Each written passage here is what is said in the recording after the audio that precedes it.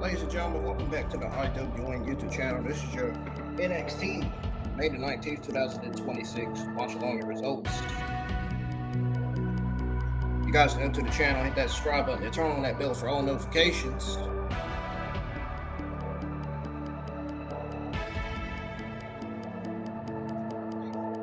I made a public announcement post that I got my Netflix subscription back up now. That means we'll be going back live with Raw and SmackDown and NXT Watch Alongs going forward, watching Raw, NXT, and SmackDown on Netflix internationally all over again. Depends on how the VPN is doing now, given that it's been upgraded the last time I got on here. So hopefully I don't get flagged again, because that's not what I want. You know what I'm saying? Share the stream, man. Let everybody know I'm live for NXT Season 20, Episode 20 tonight. We will go over, at the end of the watch along, we will go over everything that goes down on this show. And we're going to go over the mid-garbage episode of Raw that we got last night.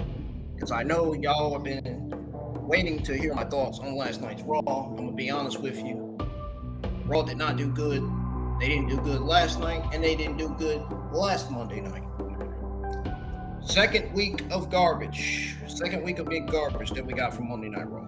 That's not good. If NXT delivers tonight, this will be the second week in a row that NXT has delivered a solid show.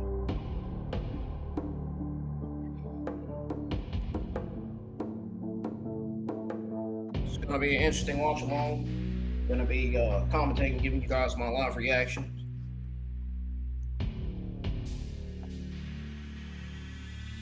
But yeah, I'll not only be live for NXT, which I am now, but I'll be also be live for SmackDown, Lucha Libre, AAA, and I will also be live for Saturday Night Main Event Sunday night. I'm not doing the Saturday Night Main Event watch along Saturday night, because I already know that the show's not going to be that good outside of Oooooo versus Becky and Penta defending his Intercontinental Championship against Ethan Payton. That's the only two best matches.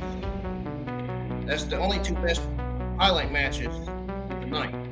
That's going to be the only two matches that's going to deliver on Saturday Night Main Event 44. Everything else is going to be mid. I'm telling you now. Just to give y'all a heads up.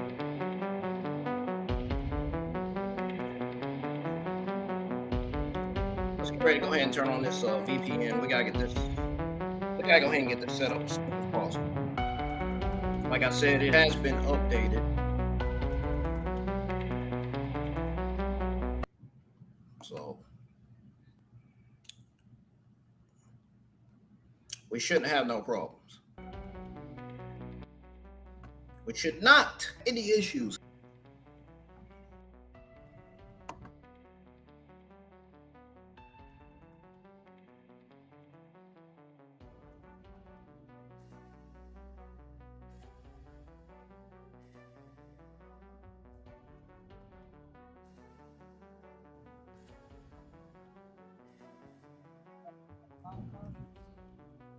It ain't help.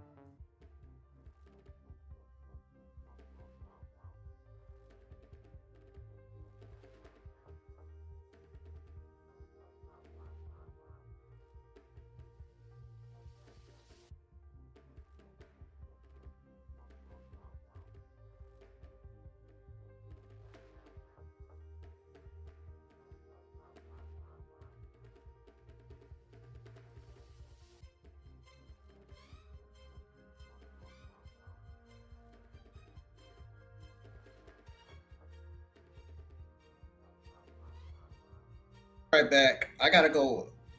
I gotta go help with some groceries, man. I gotta go help bring in a few things. So I'll be right back. Don't go anywhere.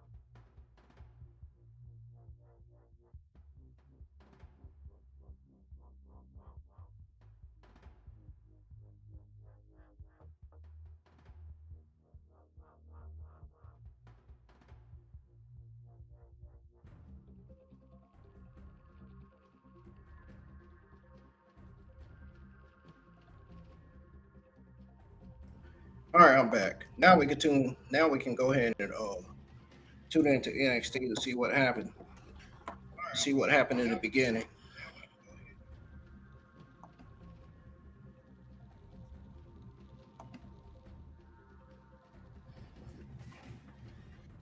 Oh, I'm gonna put my earbuds on.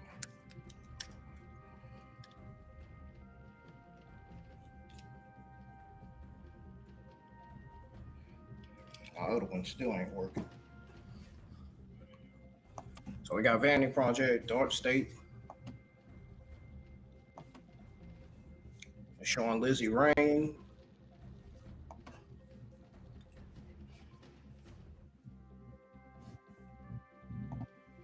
North American Women's Champion Tatum Paxley. They're showing her arriving at the Performance Center.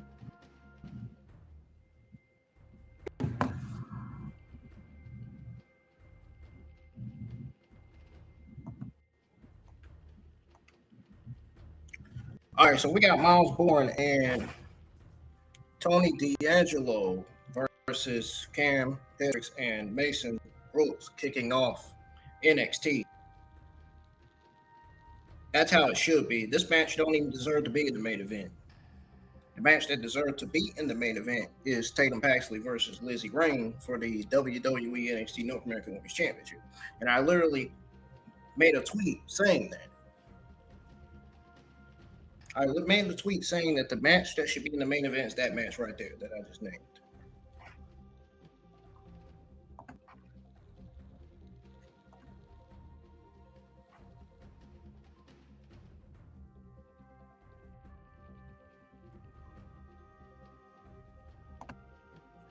So we got Miles Bourne in the ring. The NXT show has already started, but we're gonna try to catch up with it. Don't worry, we're gonna catch up with it. We get there anyway.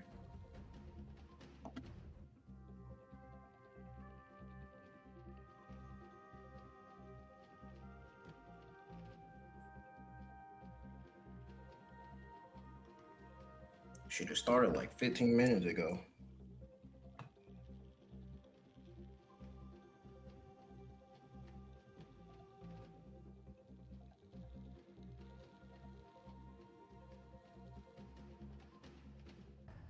Ooh, thank God I ain't got to worry about watching NXT on my TV screen.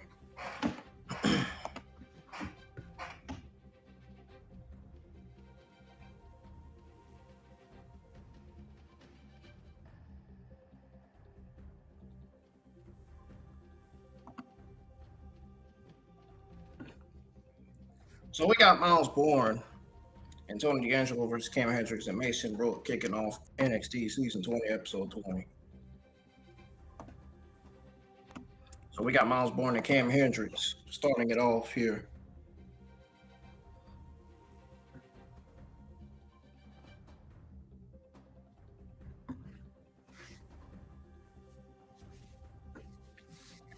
Power bomb, or power slam actually, by Cam Hendricks to Miles Bourne, and Miles Bourne kicks out at one.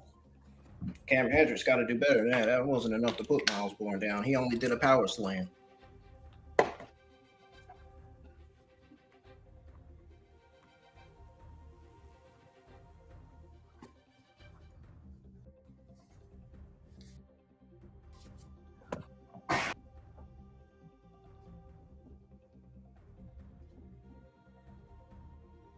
I just shared this live stream to Facebook, and the YouTube community tab and Twitter X as well.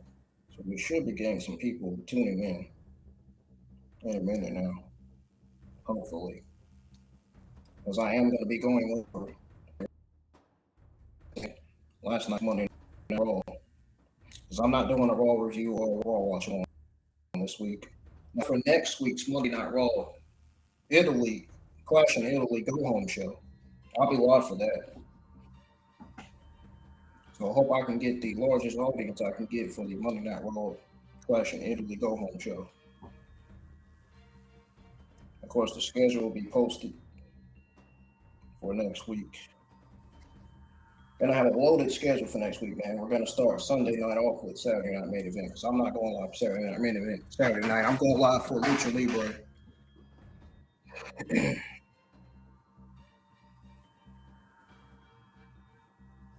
I'd rather go live for Lucha Libre. I'd rather watch Lucha Libre than Saturday night main event on a Saturday night.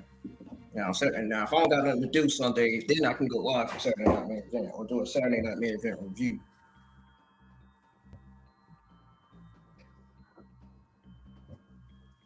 Might just do a review. Mason Rope just put Tony D'Angelo down. Sent him into the corner. Sent him into the corner with another splash. And a clothesline. And the senton. On 1-2, Tony D'Angelo kicks out. I mean, he's not bad in the ring, but his presentation, man, there's something off about it. There was something off about Mason Rose's presentation last week. Not gonna lie. I even mentioned that on Twitter X and here on YouTube.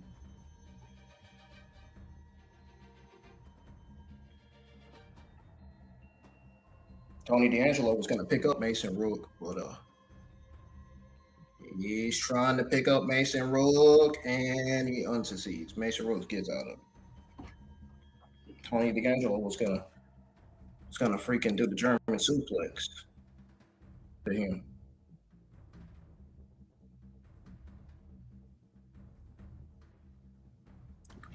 A double back breaker or a double whatever. Oh, Cam Hendricks got sent out of the ring by Tony D'Angelo and Miles Bourne.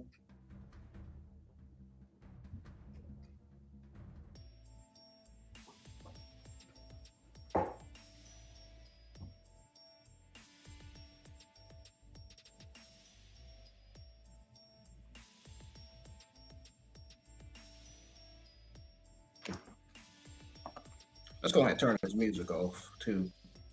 I had forgot all about that.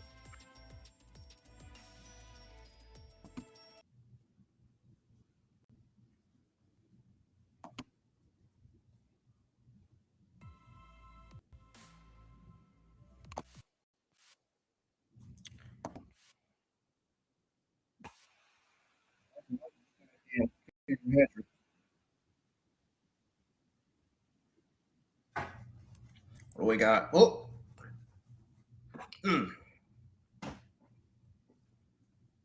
good Lord.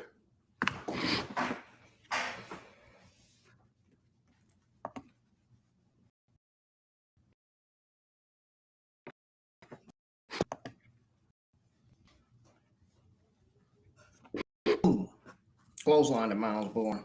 1, 2, and Miles Bourne kicks out.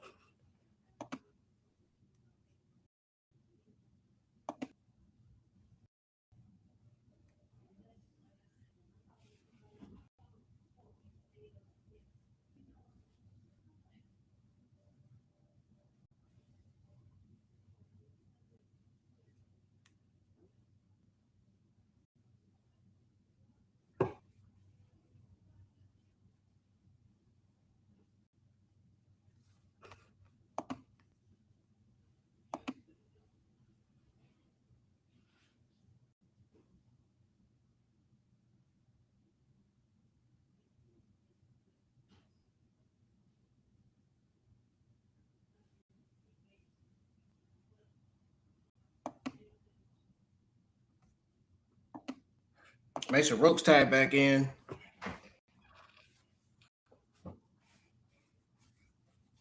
Not really that interested in that match. This match has not really been that exciting, but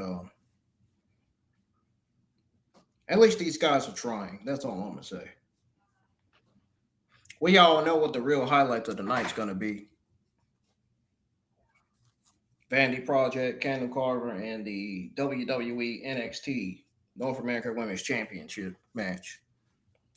That's my match. That's going to be my highlights of the night. That's my highlight predictions of the night right there.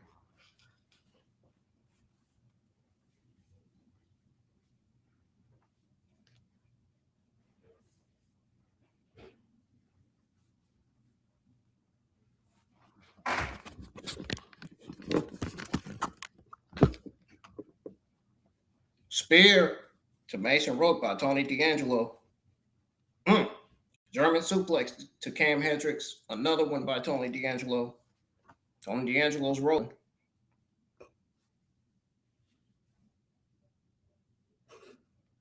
He's rolling.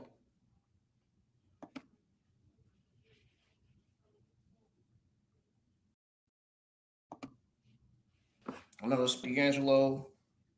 Mason Rook does a senton to break up the pin.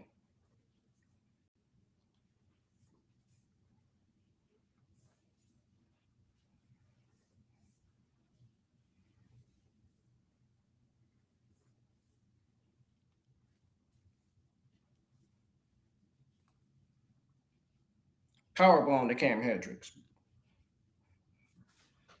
Oh, he just clotheslined Cam Hendricks out the ring. Or Mason Rook out the ring, actually, not Cam Hendricks. Excuse me. Oh, Mason Rook just sent Tony D'Angelo to the steel steps. Uh-oh. Miles Bourne, I don't know if that's a good idea for you to be doing that.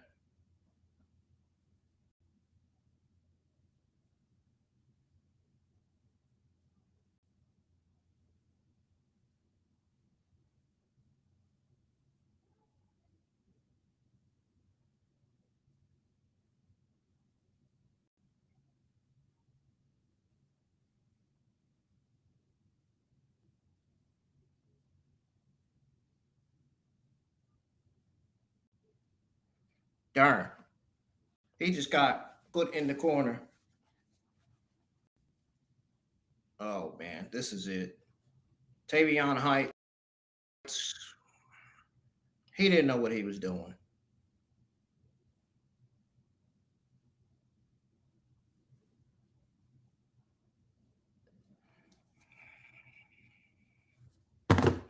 This is why I said this match should have never.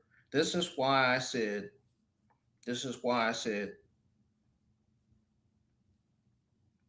the only highlights of the night is going to be Tatum Paxley versus Lizzy Rain for the North American Women's Championship match. The Vanity Project and Keanu Carver. This is why I said Mason Rook, Cam Hendricks versus Tony D'Angelo and Miles Bourne. Maybe. I said maybe. The number one thing that WWE does, which is an issue to the fans and most of the people in the internet wrestling community.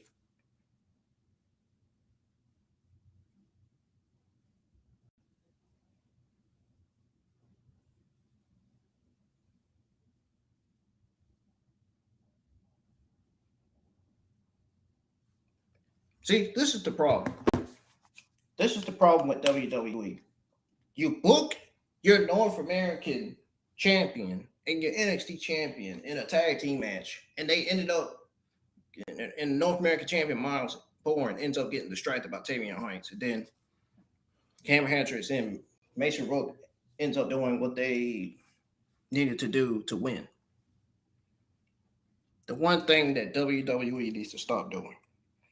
Stop having your champions getting pinned. There's no reason why the NXT North American champion Miles Bourne should be getting pinned off of a distraction.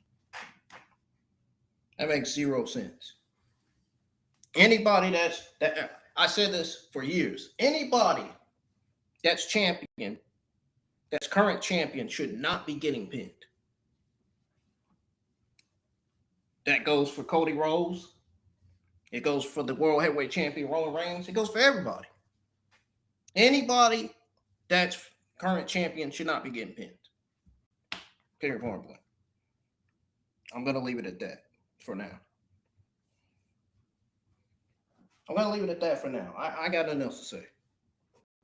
I don't. I really don't. If anything, I'm saving it for the end of the watch along. That's where things are going to get interesting. Things are going to get serious. Usually every week. is where I get serious with that stuff.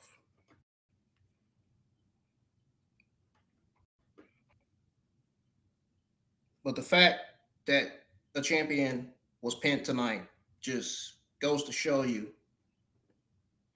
some of the failures that WWE has made on their brands.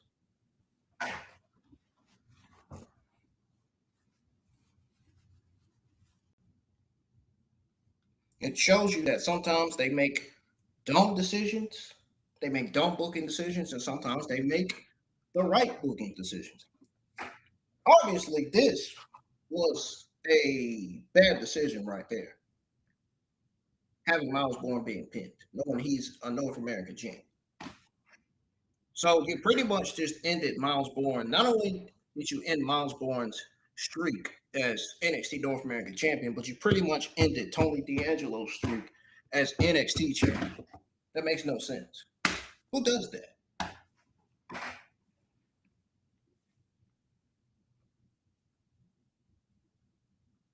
You gotta be damn serious with this, man. Like, really. You got to be fucking serious. Holy shit, man. I don't understand it. I don't.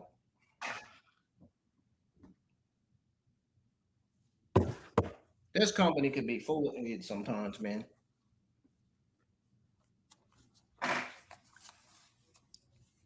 Better watching this than AEW. AEW is worse.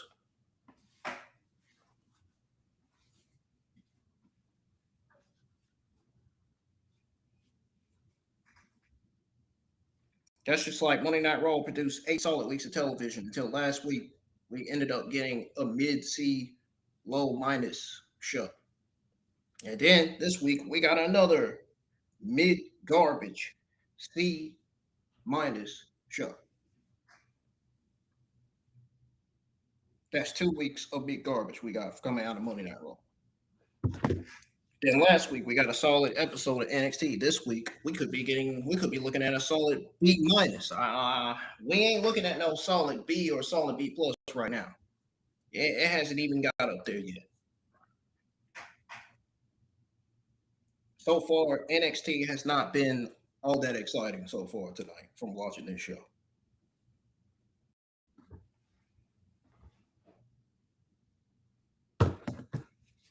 The only exciting show so far, as of as of 2 weeks, has been AAA. AAA has been the most exciting show so far. Has been the most interesting show and fun show to watch. And I'm sure most of the people in the internet wrestling community on Twitter X agree with what I just said now. I mean, it has. Undertaker has been booking AAA. His booking has been on fire. Like, you gotta admit, it really has been. The creative booking and writing needs to change on SmackDown and NXT and evolve. It does. And don't blame Alexandria Williams for the shows being big garbage for 2 weeks. I'm talking about Monday Night Raw. It's the people that's writing and booking the show with her. It's not her.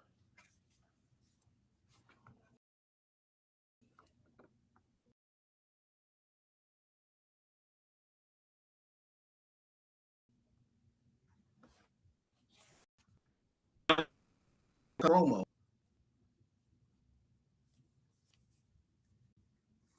Now she's cutting a promo on Lola Vice. So are we looking at Lola Vice versus County Jordan for Great American Bash? Or are we looking at King versus County Jordan? Obviously, we don't need that match because they're both heels. I don't know why they would book a heel versus a heel. I mean, that would make no sense. Even the babyface versus the babyface would make no sense. But it makes more sense is booking a heel versus a face, obviously. A face versus a heel, same thing. Oh, got the NXT Women's Champion Lola Vice out. So she said, this is what Lola Vice says on the mic, the NXT champion. He says, you both have wins, but I won when it mattered, which is why I am NXT Women's Champion by look. Not for long.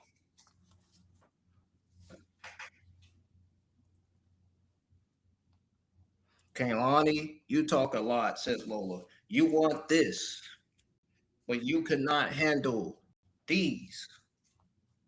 Remember, Izzy,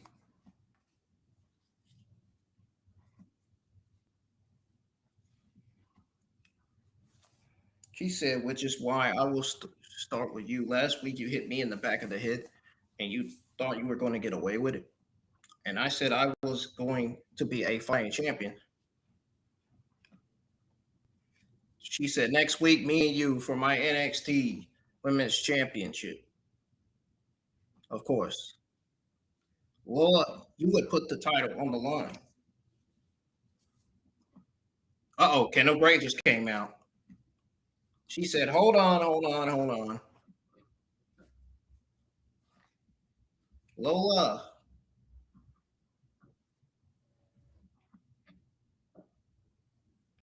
She said, my eyes are still on the NXT Women's Championship, but you come on. Kelly said, I already beat you last. Let me get this straight. It will be easy. Then you, then me. I don't think so. He said, I don't think so either. I don't think you will even get close to the NXT Women's Championship. Ren Sinclair just hit Kaylani Jordan with a stretcher. Oh, you don't think Kendall Gray forgot about last week?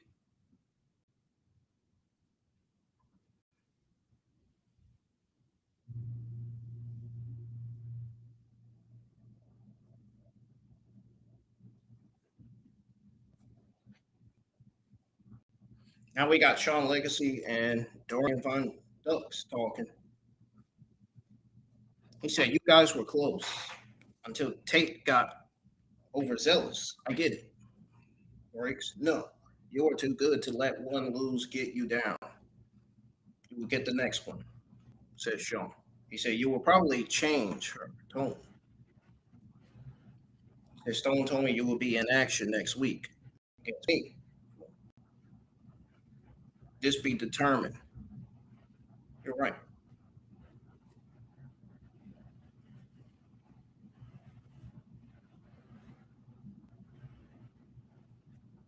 Noam Dar said, you're going to be amazing. You will do amazing. He said, in fact, I will probably get a better result. You had Jackson's number. It wasn't for Mika. I'm sure about that. I'm just trying to play catch up. Learned from you so much. You could be in my ringside match against Tristan.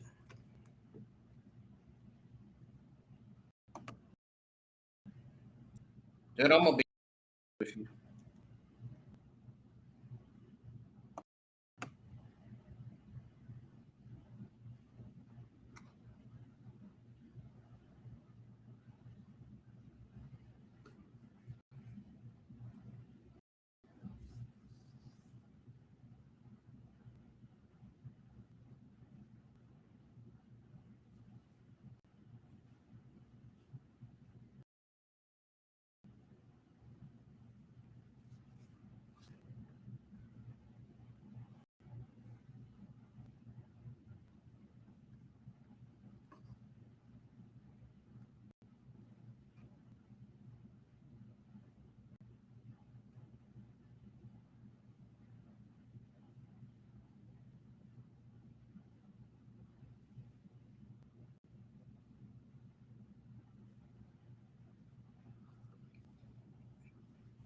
Oh, we got Romeo in the ring.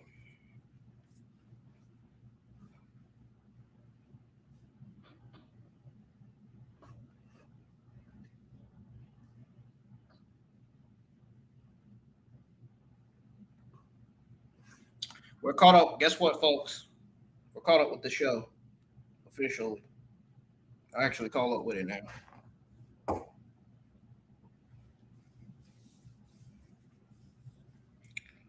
Dude, I do not like Tristan Angel's gimmick. If y'all like Tristan Angel's gimmick, good for you, but I don't. I think it's horrendous garbage. I don't like his gimmick.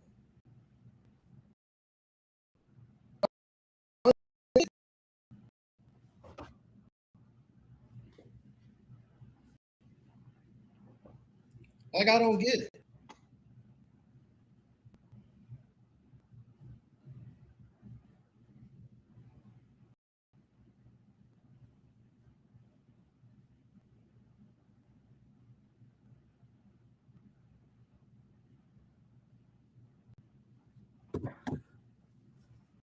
Romeo's not winning.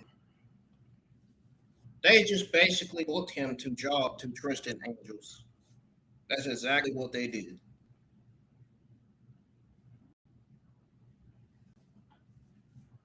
I don't know how you book somebody from Evolve to a freaking job.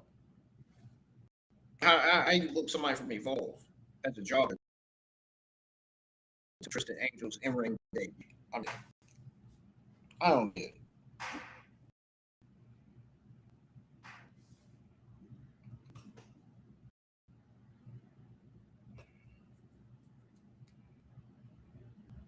Why they did that is beyond me. I don't even.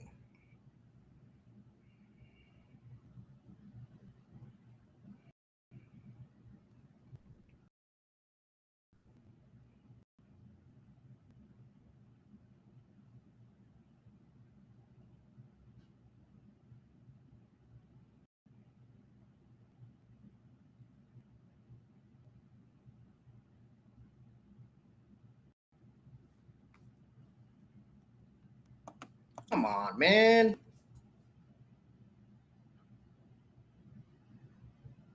He's doing all that loading stuff.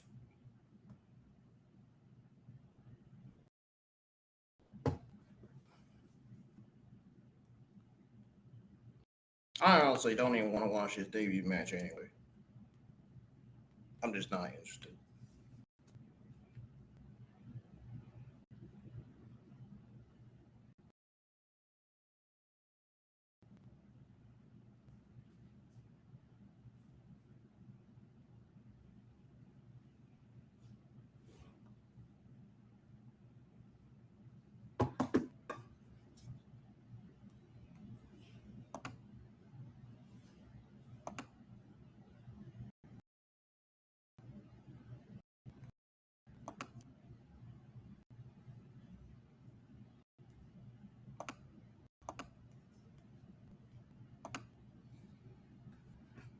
Still waiting on it to come back up.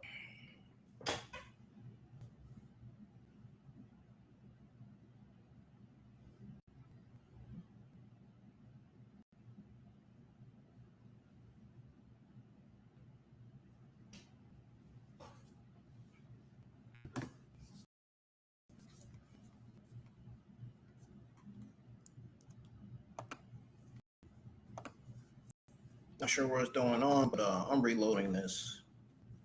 I'm not waiting all day for this.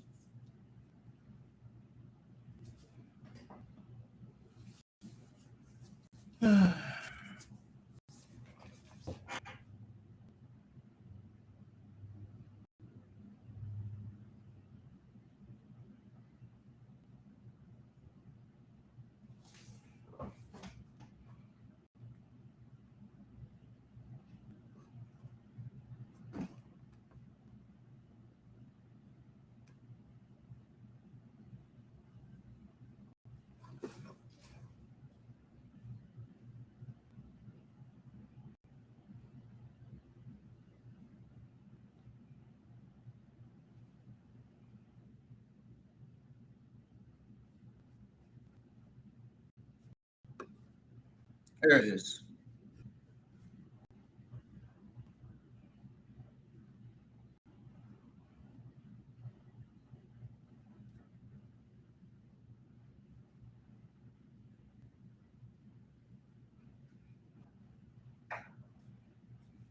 We got a suplex from Tristan Angels, and he pins Romeo, and Romeo kicks out.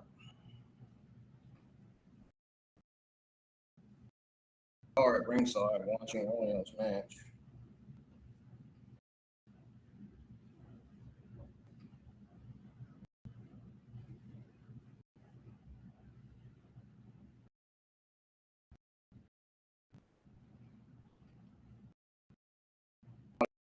To Royal,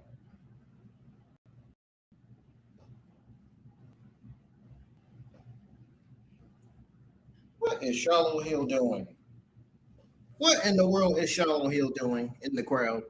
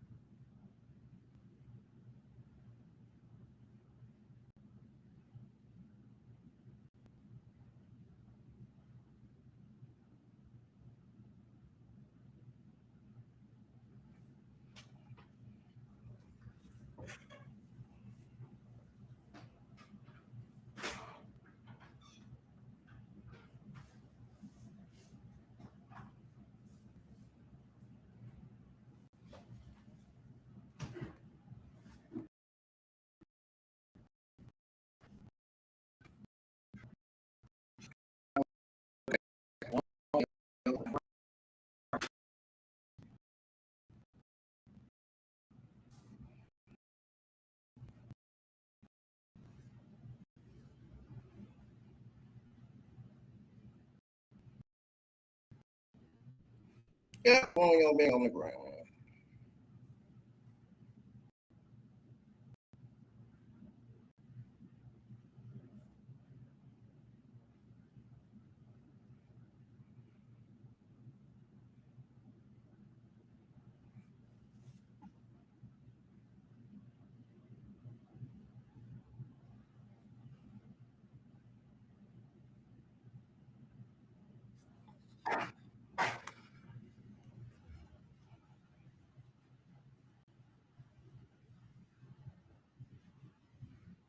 Yeah, as soon as we got to this match, the fans were just the fans crickets,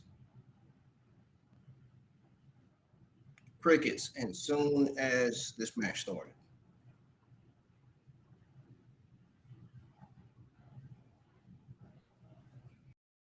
now they're getting loud. Now the fans want to get loud. Now the fans want to get loud when Romeo was about to get back in.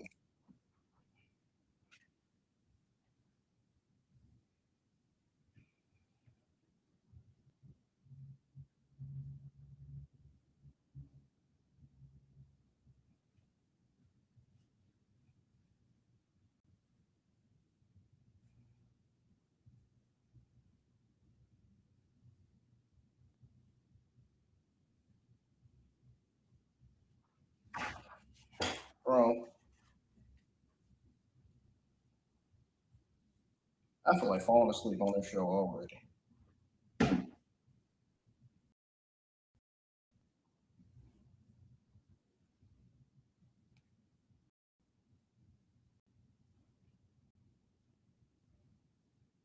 I can't stand listening to Bookie and Vince Joseph on commentary. I know if it's the business.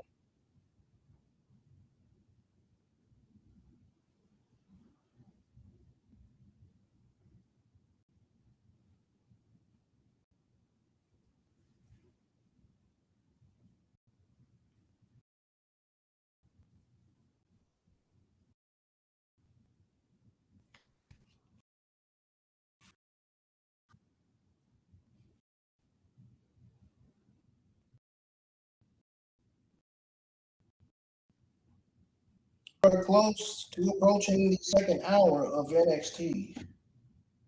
So much for feeling excited. I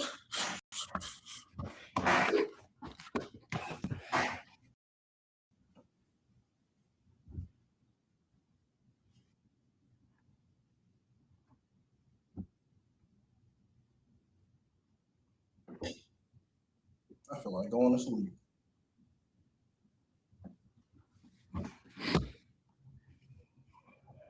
Actually, hold that though. I'm gonna get something to drink. Be glad when this match is over. Honestly, I really do.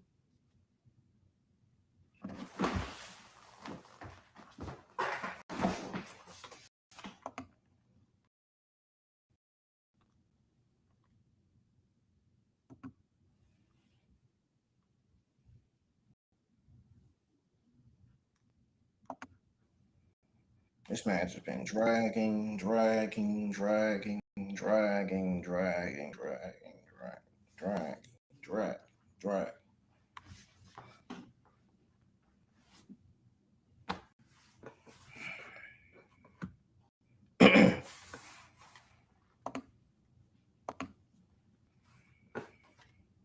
I think when everybody looked at the card for NXT, they just pretty much said mid, because that's how I'm feeling about this show right now.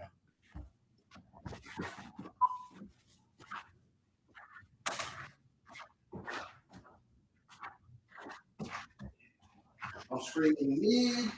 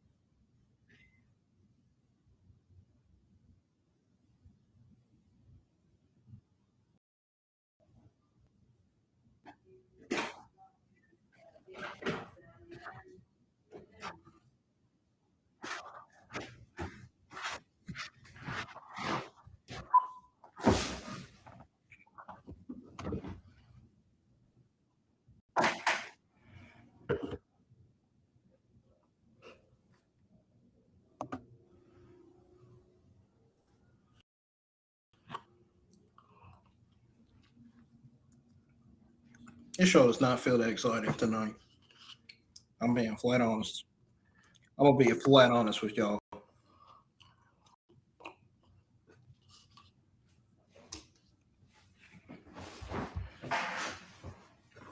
No wonder why Blank Panther Report hasn't done an NXT review or results yet.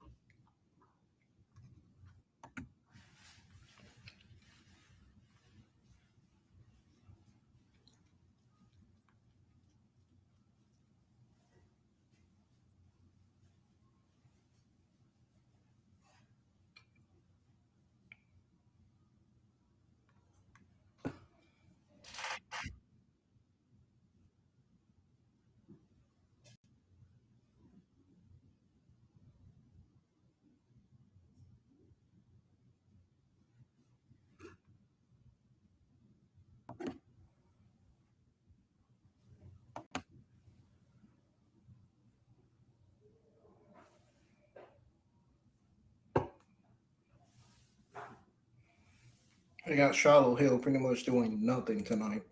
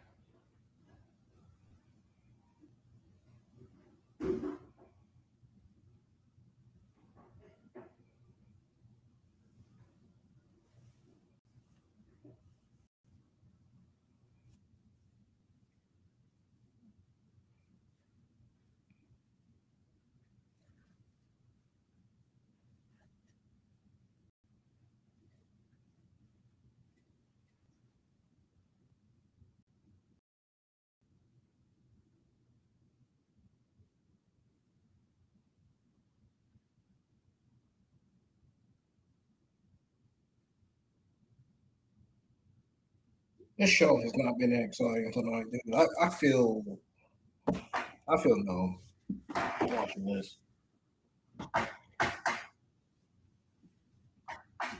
I feel bored watching this shit.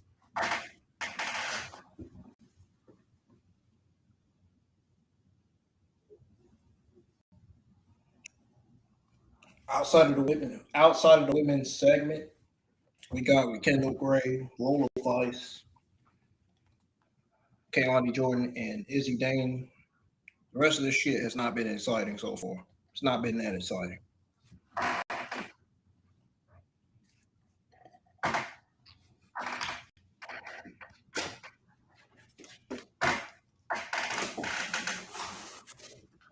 That tag match was just as mid-average as I watched it. Just as mid-average as a freaking video package.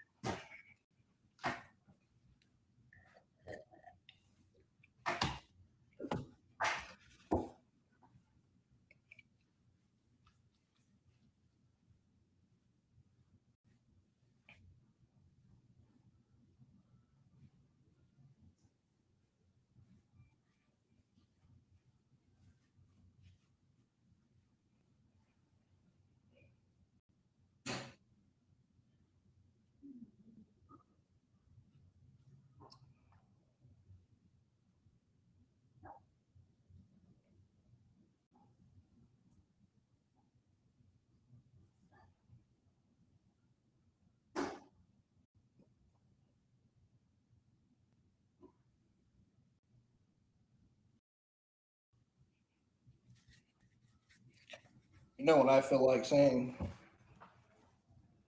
I know exactly what I feel like saying, but I think I'm going to save it at the end.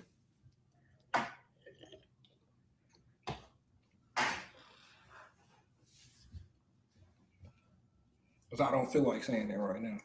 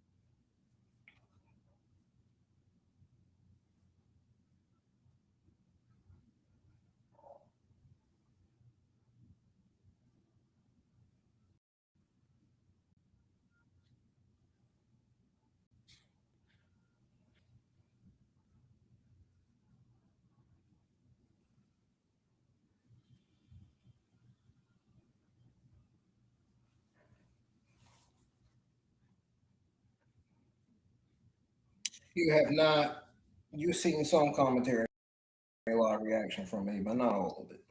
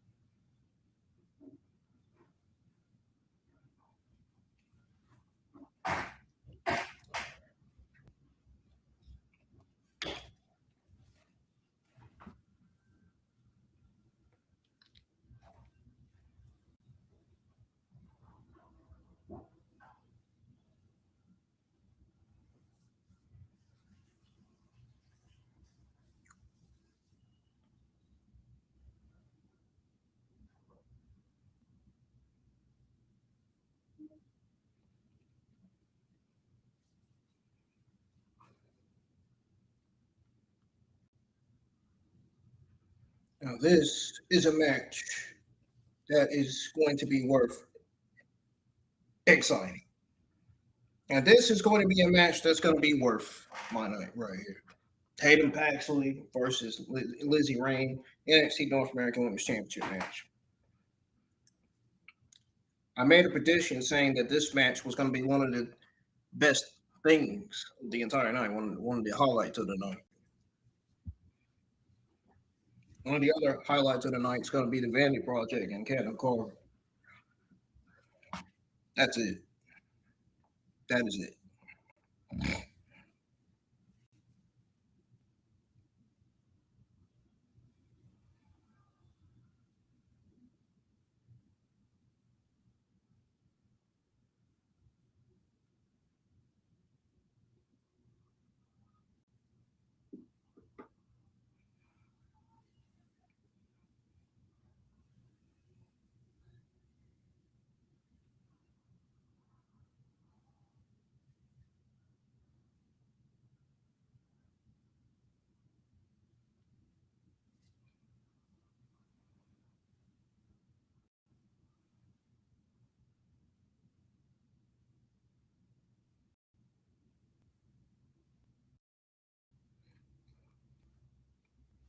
Here we go.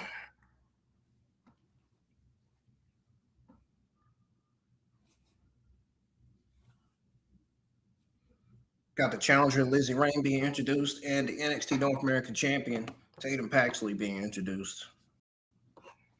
This is easily going to be match highlight. I can't wait for this. Now, this is something that's gonna make me open my eyes.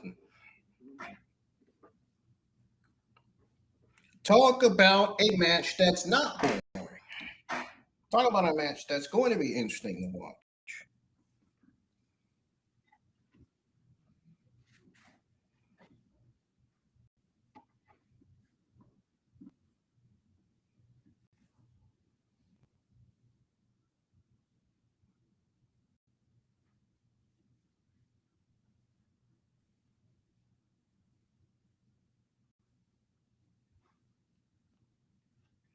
Dude, I may not even at the end of the watch along, honestly, I may just freaking end it. I may just end it right there and just get off. Just get off the stream, honestly.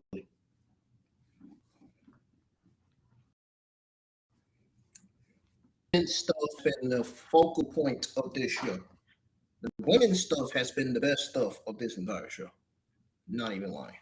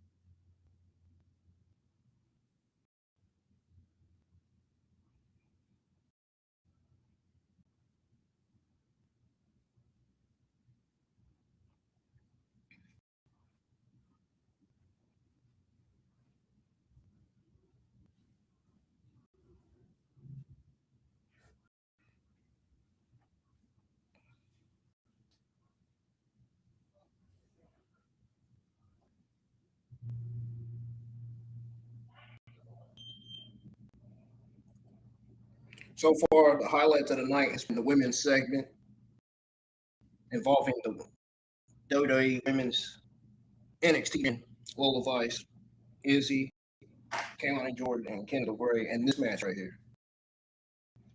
The women's stuff has been on point. Gotta give WWE credit about it. Gotta give WWE credit for that. I can't even get the words out of my mouth. Because I ain't really ate nothing. I ain't really ate much of nothing today. But yeah, so far the women's segment in this North American Championship match has been the main focal points, been the best things of the night so far. The women's stuff is carrying the show.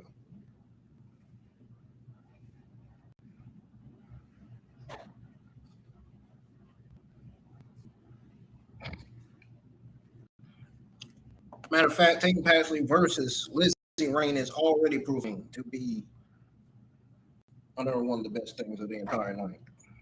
It's already proven that.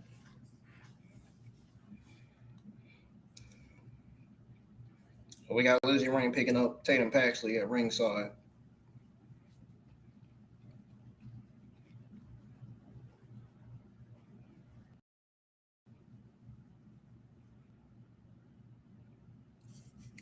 She's got her back in the ring, and now she's applying some kind of submission to the arms, or trying to stretch the arms of Tatum Paxley, Lizzy Rain. The challenger is in control of the NXT North American Women's Championship match.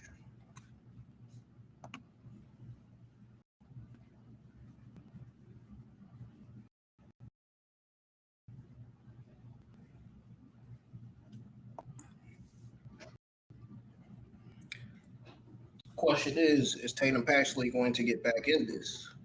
Nope, because Lizzy Rain puts her right back down.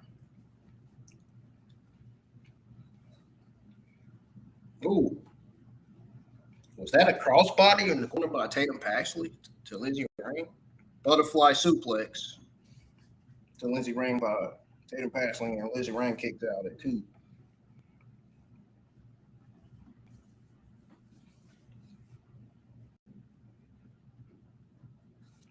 It's like summer will be soon. Oh boy, I can't wait. Man, it's gonna be really be warm outside. Can't wait to not be excited. The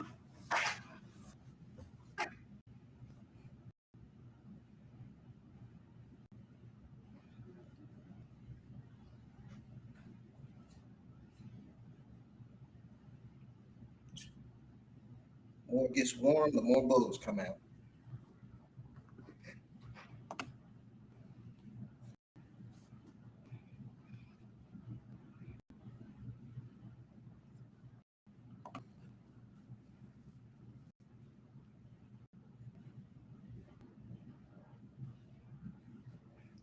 I'm gonna put out the tweet. I'm gonna tweet out exactly what I just said. Not what I just said not too long ago, but what I said 10 minutes ago. The women's stuff carrying the show so far. I'm gonna tweet out. It's been the because women's stuff has been the focal point. The women's stuff has really dominated. Man. The women's stuff is better than the men's stuff right now. I've been saying this for years. Been saying this for months and months.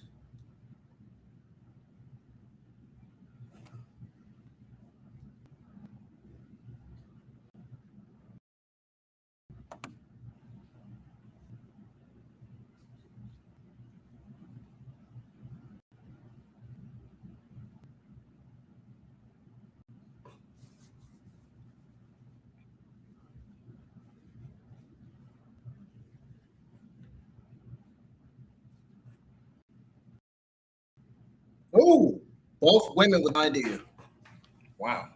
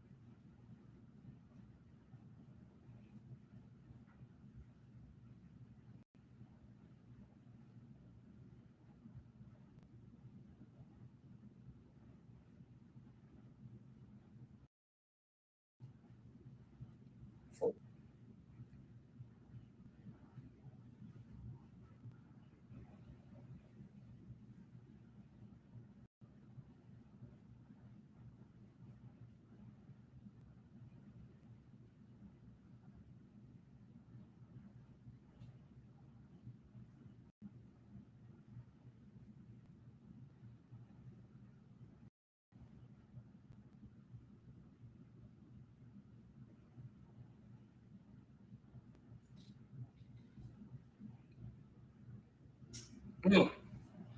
Ooh.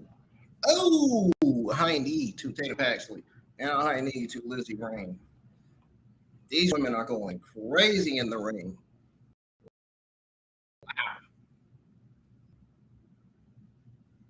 What an interesting, solid match this has been between Tatum Paxley and Lizzy Rain. Now, that's what I call an actual solid match.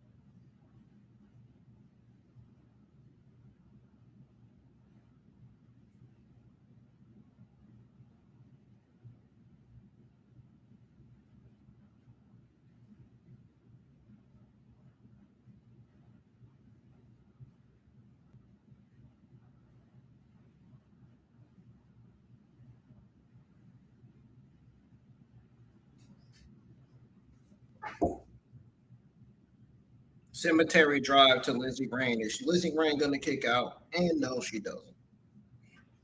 And Tatum Paxley returns.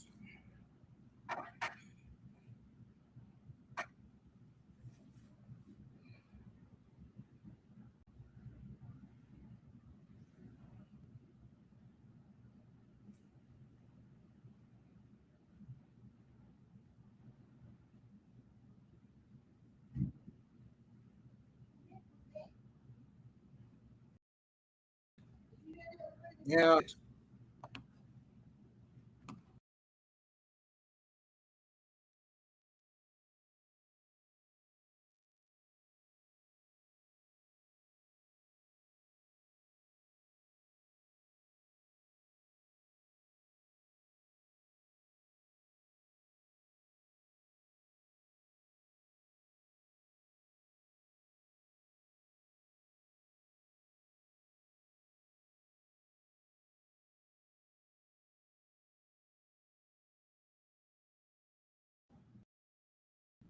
Darn. Zarya just came and just, oh, Zarya's own version of the F5 to Lizzy Rain and one to Tatum Paxley. Zarya came out of nowhere.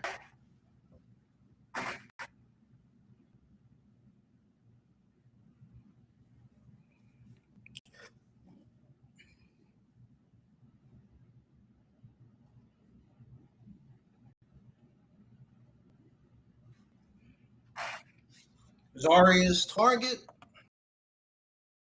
the NXT North American Women's Champion Tatum Paxley.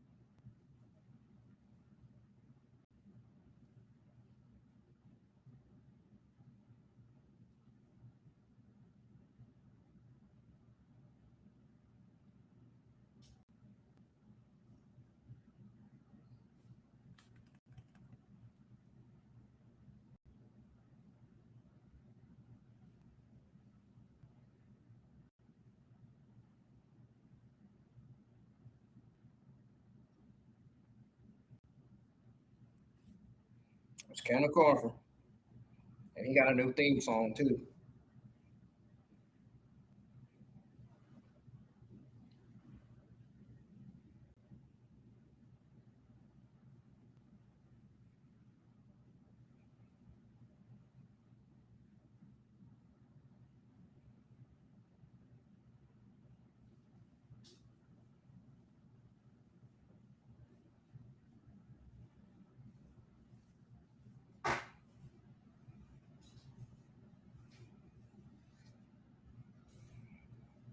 Keanu Carver is finna dominate tonight. He is finna destroy the holy hell out of Tate Walker.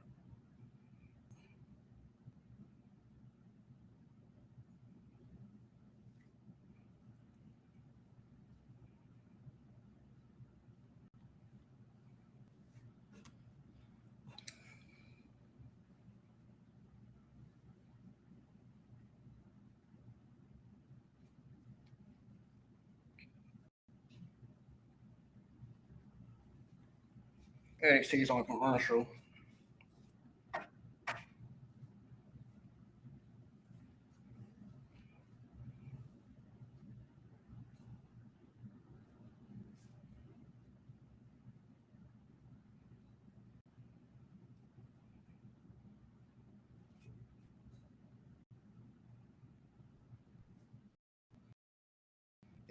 It's an hour already.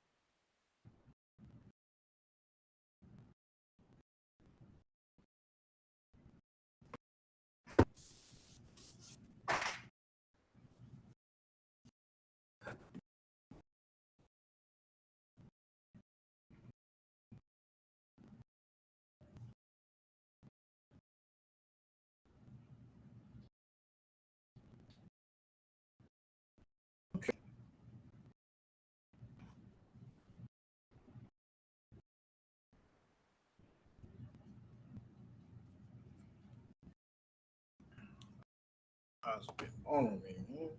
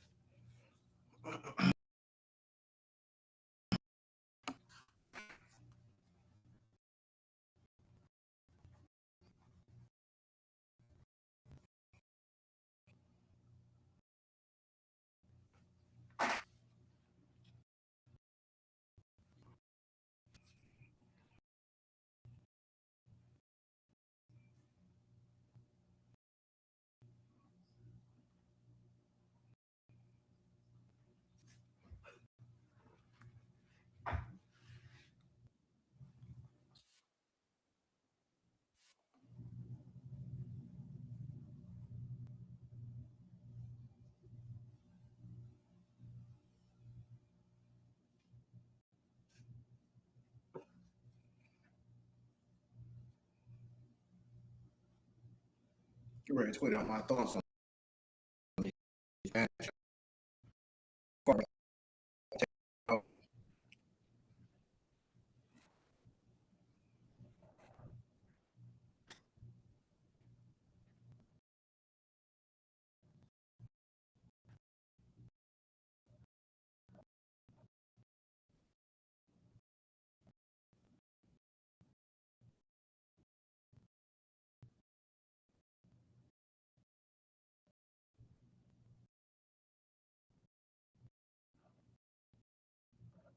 Tate.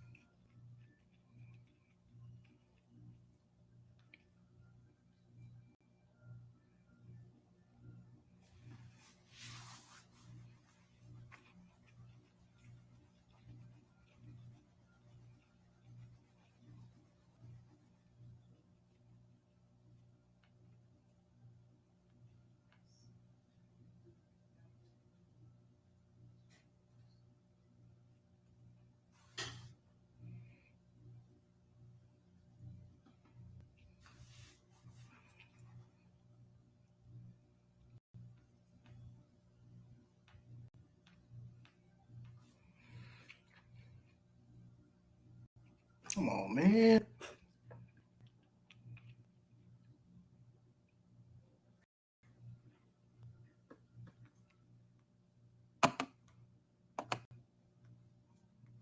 Damn. I ain't never been doing that.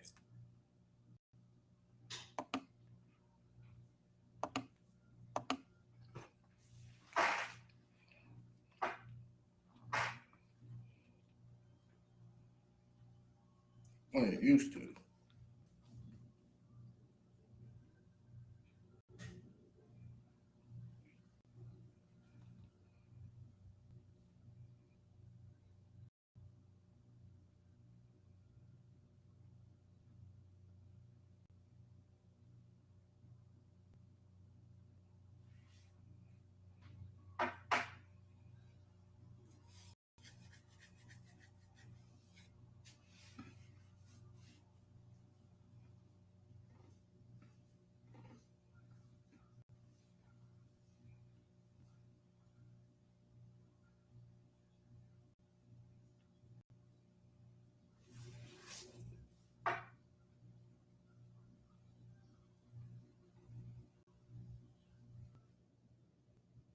There we go. Tate Wilder just got sent out the ring. Didn't know that coming.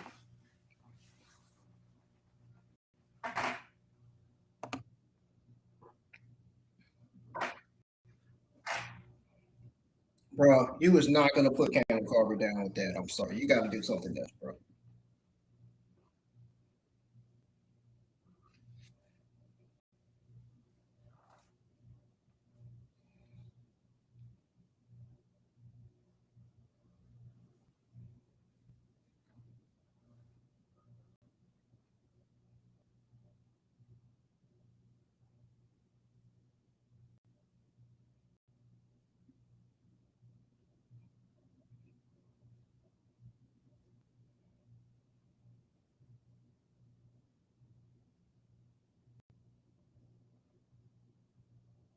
Keanu Carver.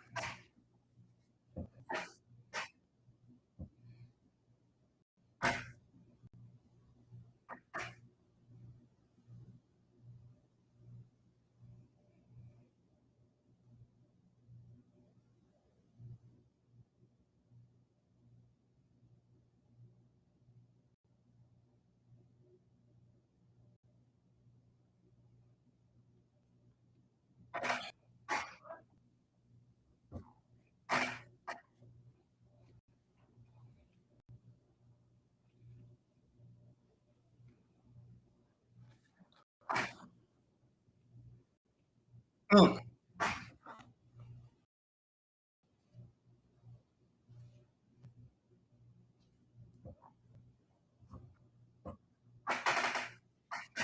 Bro, Tate Wilder is losing.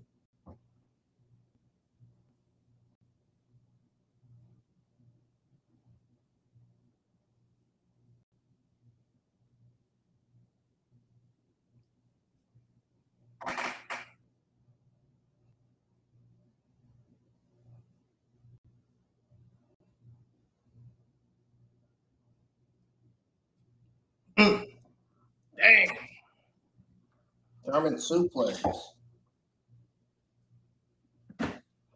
German suplex to Tate Wilder. You know this is about to end. When he does a German suplex, you know that's about to end.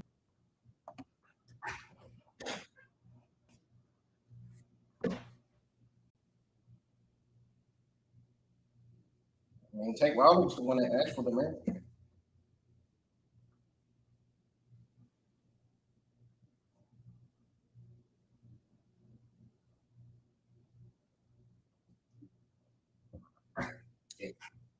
He asked for it, he got it.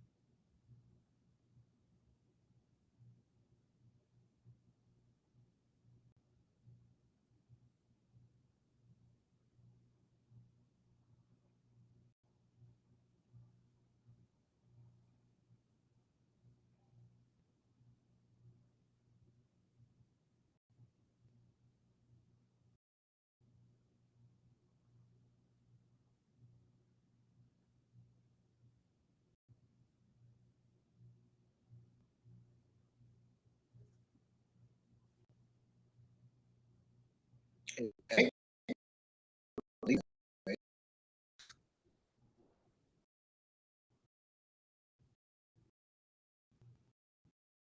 was that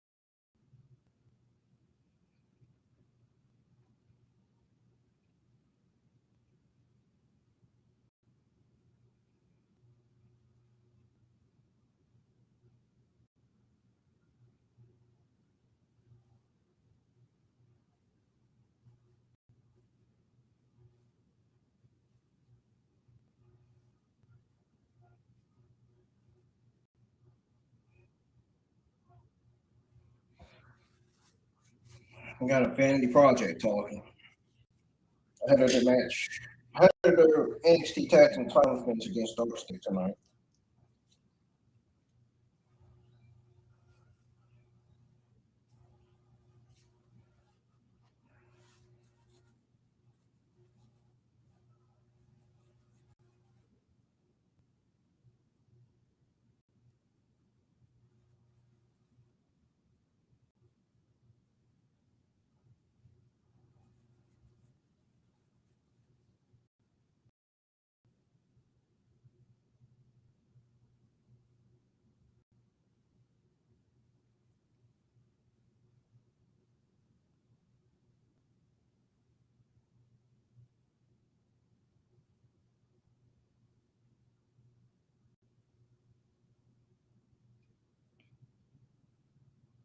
Now, notice I ain't been talking for like 20 minutes on this live stream.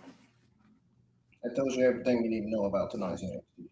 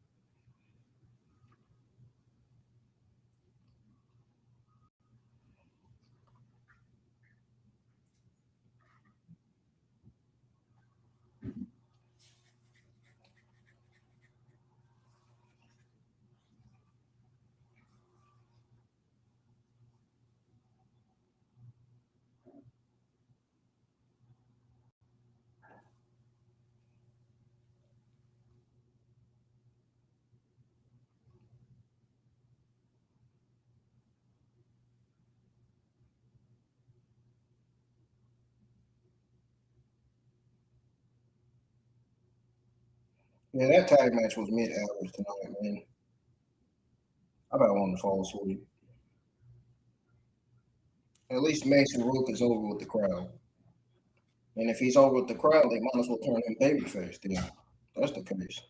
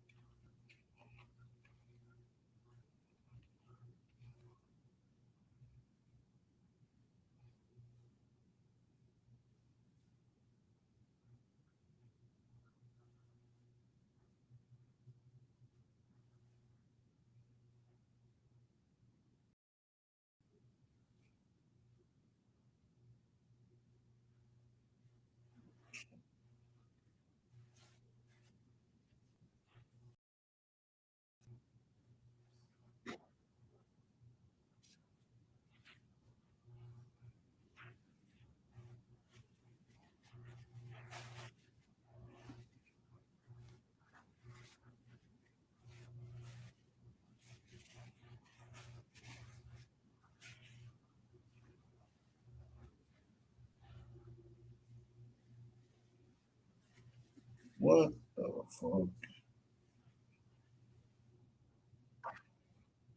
Are they really going with Charlotte Hill versus? Are they really going with Charlotte Hill versus Charles Dempsey for next week?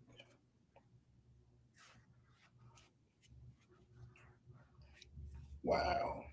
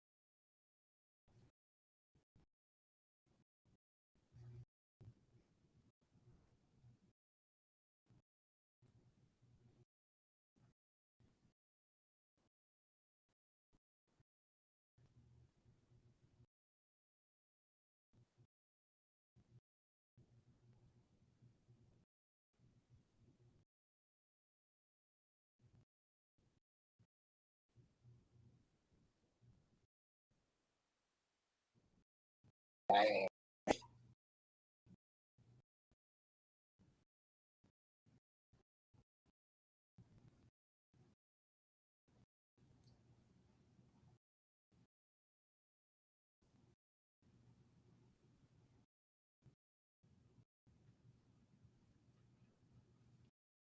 don't know if I is down in the NXT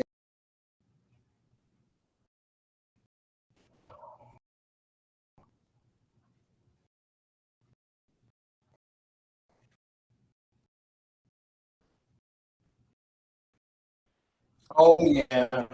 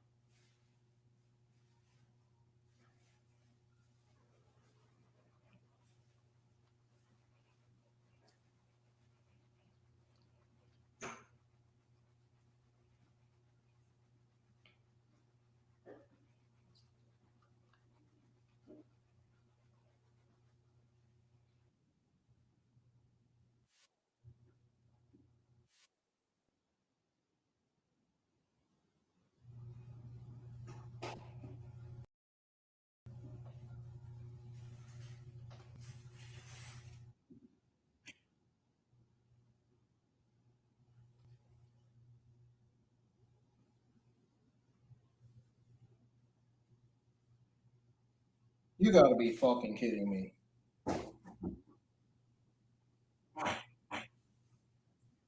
Didn't I just make a tweet and say that Tatum Paxley versus Lizzy Rain for the NXT North American Women's Championship should be main eventing NXT tonight?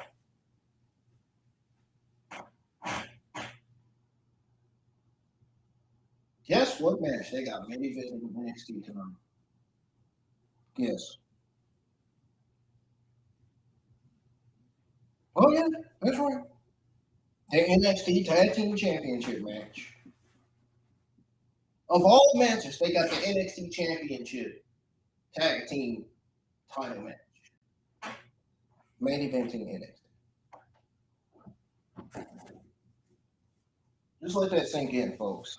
They got the NXT Tag Team Championship match, main eventing NXT.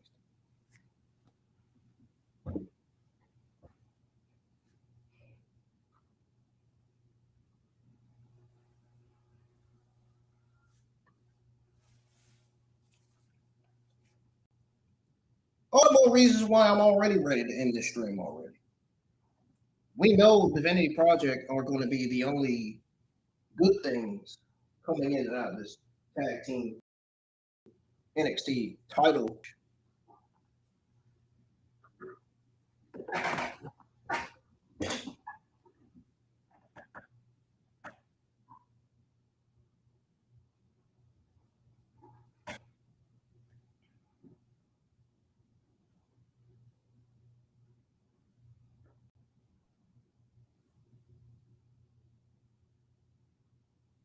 NXT was, damn, they didn't even give me a chance to say it.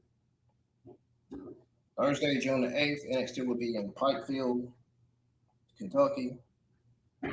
June the 19th, they'll be in Corbin, Kentucky, and then Evansville, Indianapolis, I think, on June 20th.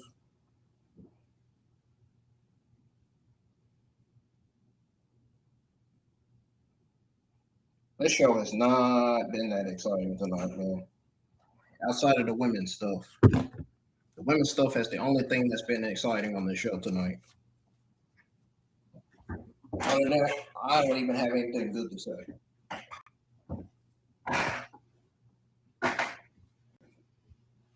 I question why I even went live for it when the NXT Watch Along in the first place.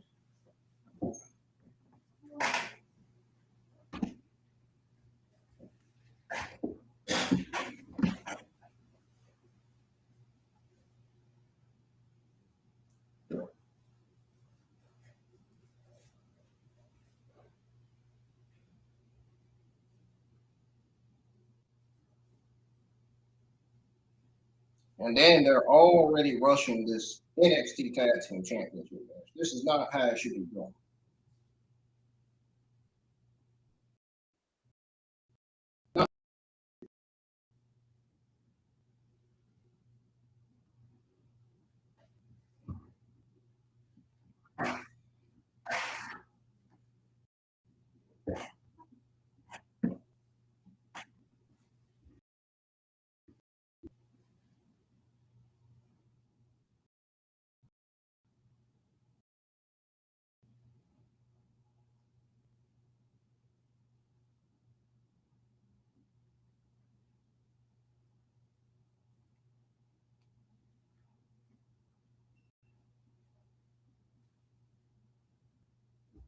The way this show has been tonight, it's making me not want to go over my overall thoughts. It's making me not want to stay on the watch along on the live stream to go over my overall thoughts and grade on this show.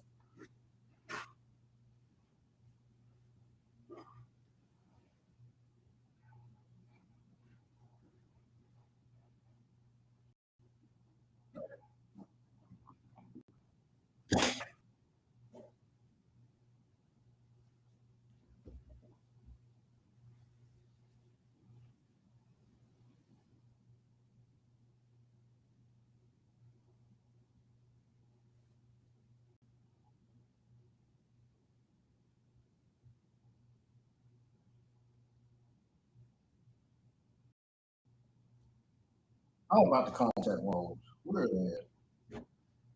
I'm about to tell him exactly how I'm about to close them up.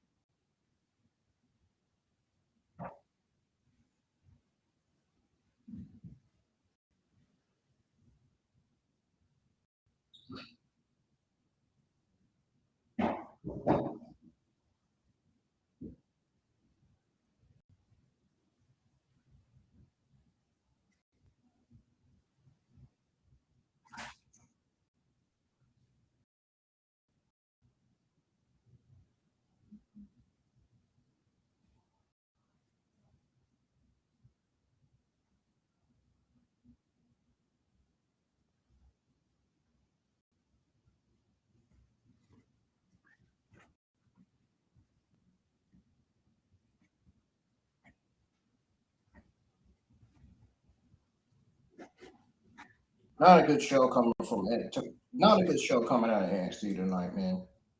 I thought they were going to give us a solid B or a solid B plus. It's nowhere near that. And all night, it hasn't been nowhere near that.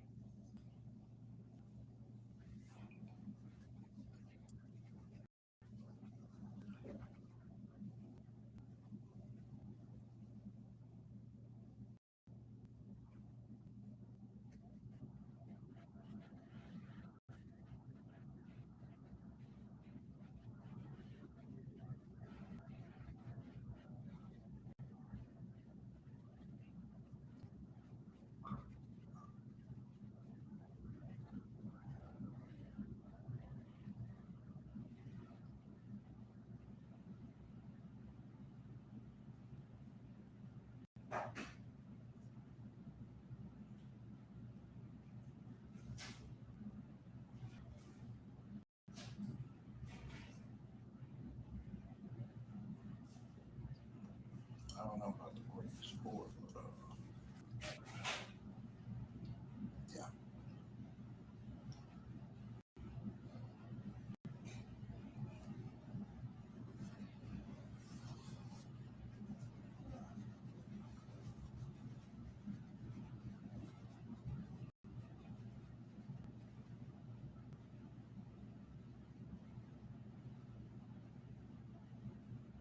Bro, just have Vanity Project retain the NXT Tag Team Championships and end this fucking shit.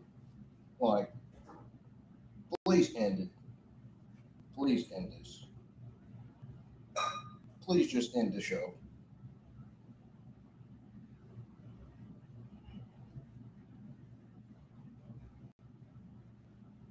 I am begging them to please end this fucking show.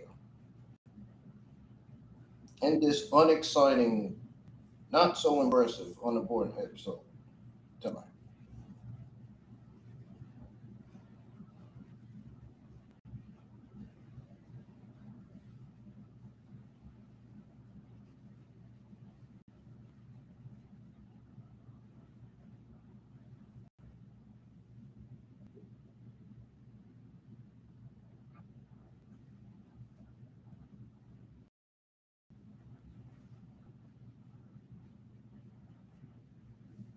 I wonder whether Geeks Online that said that Shows is going to be the next NXT breakout star.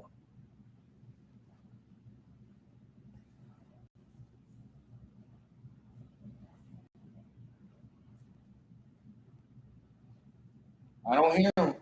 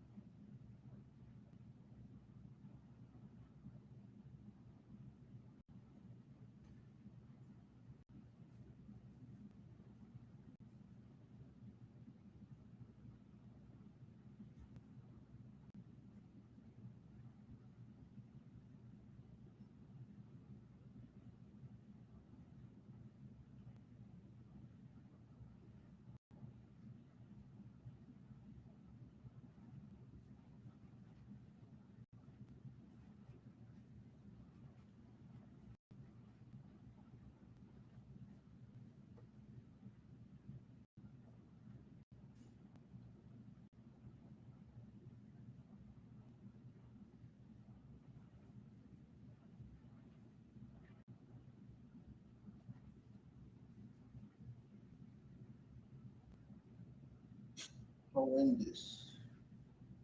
No, I said horrendous.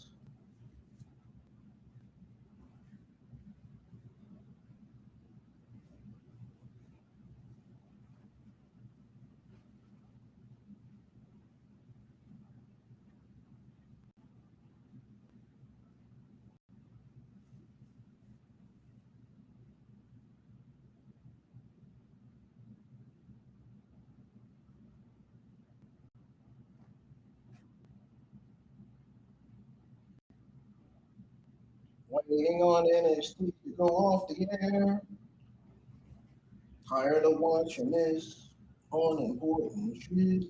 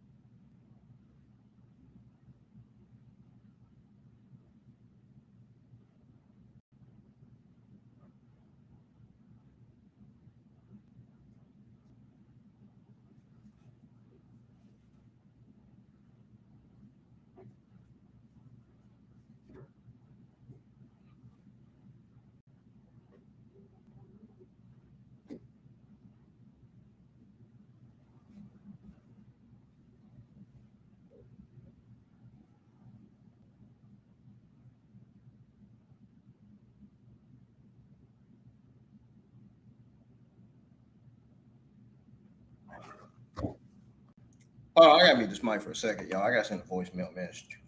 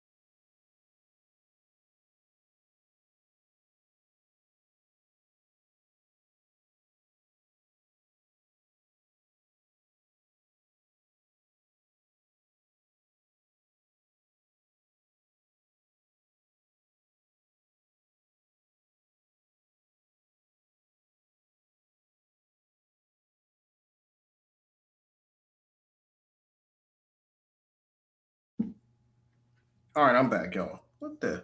Hold on.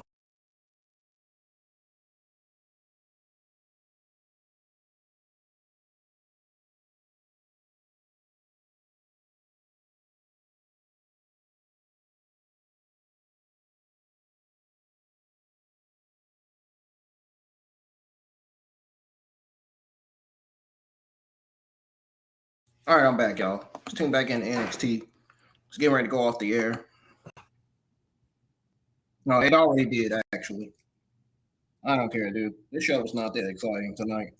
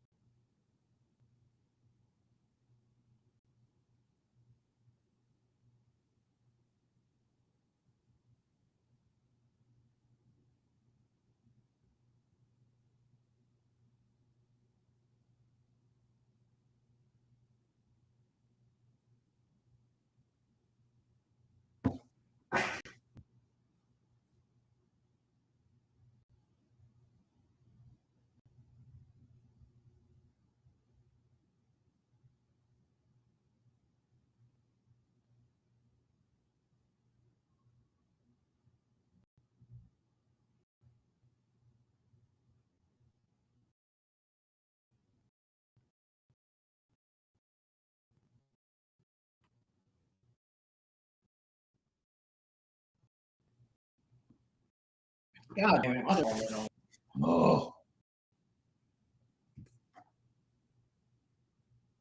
Well, it's been a weird night.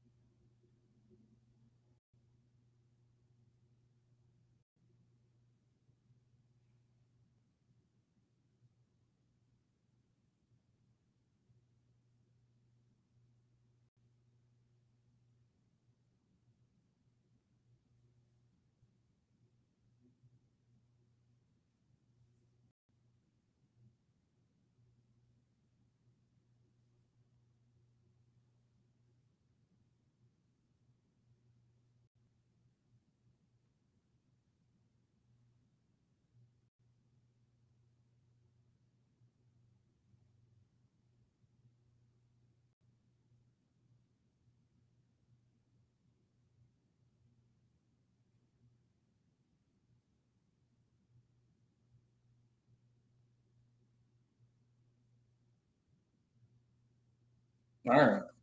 The analytics just put Shugs through a table. Damn. The turn we never thought was coming.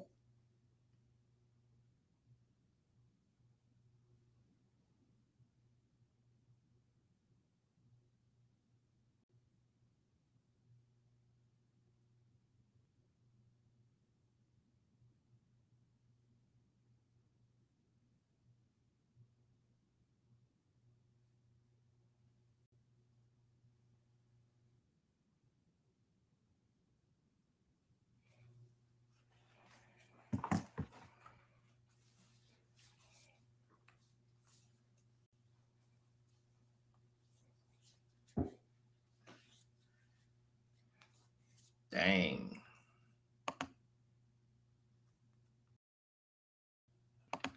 DarkState heavily turned their back on Sugars.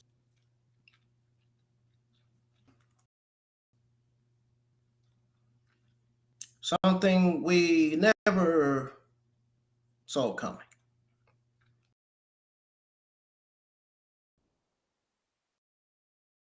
I mean, the breakup has to happen at some point. Now it's already started.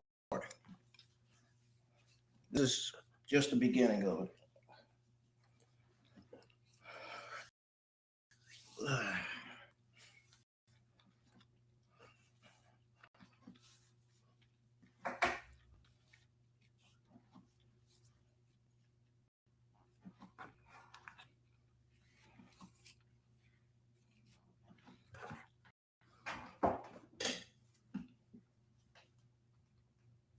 But guess what? I'm gonna get the last laugh at the end because I'm gonna tell y'all how I feel about this episode tonight.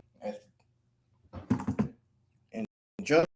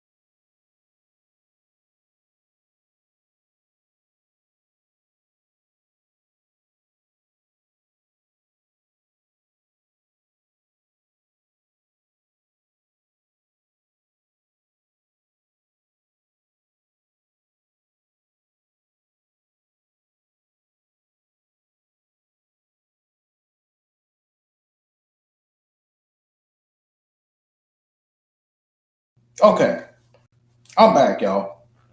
The streaming was doing some kind of loading. As I was saying, there was no excitement, feel, or hype on going into the show and going out of the show. There were some good parts on the show, but most of the stuff on this show was bad. Most of the stuff on this show was boring, uninteresting, not that exciting, not that incredible either. We're going to go over it. We're going to talk about all of it and talk about how NXT needs to go from a mid show to at least a solid or a good show. Talk about, we're also going to go over how their creative writing and booking needs to get better and why it needs to change, why it needs to still change, and why it's been the same all this time. Then we'll go over last night's mid-garbage episode of Raw. Yes, last night's Monday Night Raw was a mid-C, low-minus show. Well, I meant to say mid. Well, I meant to say mid-C minus show. It was a mid-low C minus show, and it was garbage. It was not that good. It was bad.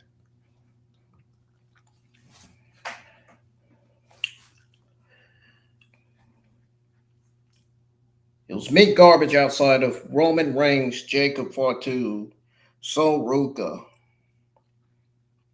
and Seth Rollins. And Braun Breaker's spear to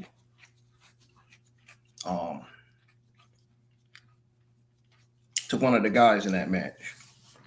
Not division, but to one of the guys in the match. Or Braun Breaker's spear to Seth Rollins, actually. I know who he speared now, Seth Rollins. Anyways, I got to get my mind straight. Man, I got to get myself and my mind straight here, man. You know I ain't tomorrow. I'll be right back, though. Don't go anywhere.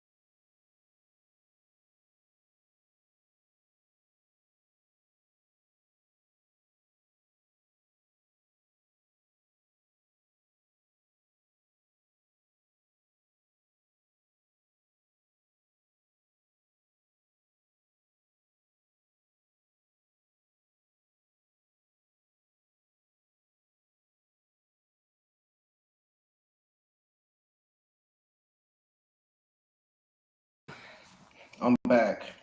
Listen, man, I don't know what the fuck y'all are smoking. I don't know what the fuck these internet wrestling community bot accounts on Twitter X are smoking, but y'all need to stop. Y'all need to stop with the NXT was pretty solid. NXT was great. NXT was a good show. No, the fuck it wasn't. Obviously, I think the opposite. The card for next week's NXT looks better than tonight's card. In my opinion. Tonight, I thought NXT was mid-seed garbage. It was not exciting or interesting outside of the women's stuff.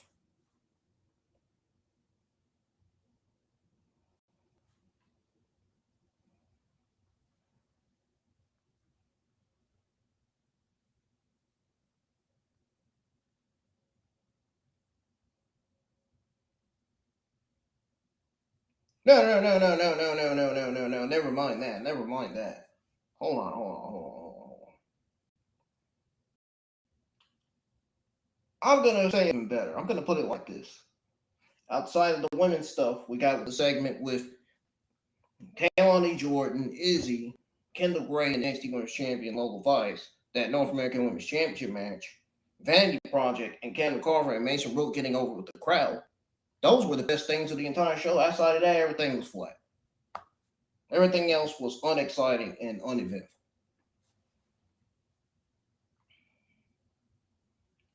I'm not going to sit here and not sugarcoat shit and not lie to y'all. I'm going to tell the truth like it is. Truth is, this show was not exciting. I'm not going to sit here and let these bot accounts or clout chasing IWC pages online on Twitter X tell me different. I'm looking at these fucking comments on Corey Hayes' tweet, and I'm looking at these accounts, and I'm like, are you serious? Are you fucking serious? You really think this show, if you really think this show was great, I'm going to need you to go look at your fucking selves in the mirror. I'm going to need every single one of you that said the show was pretty good to go look at yourselves in the mirror and realize that you're all wrong.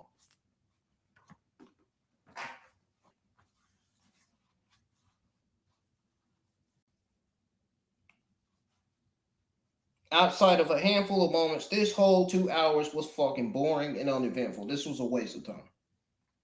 Dude, I about fell asleep.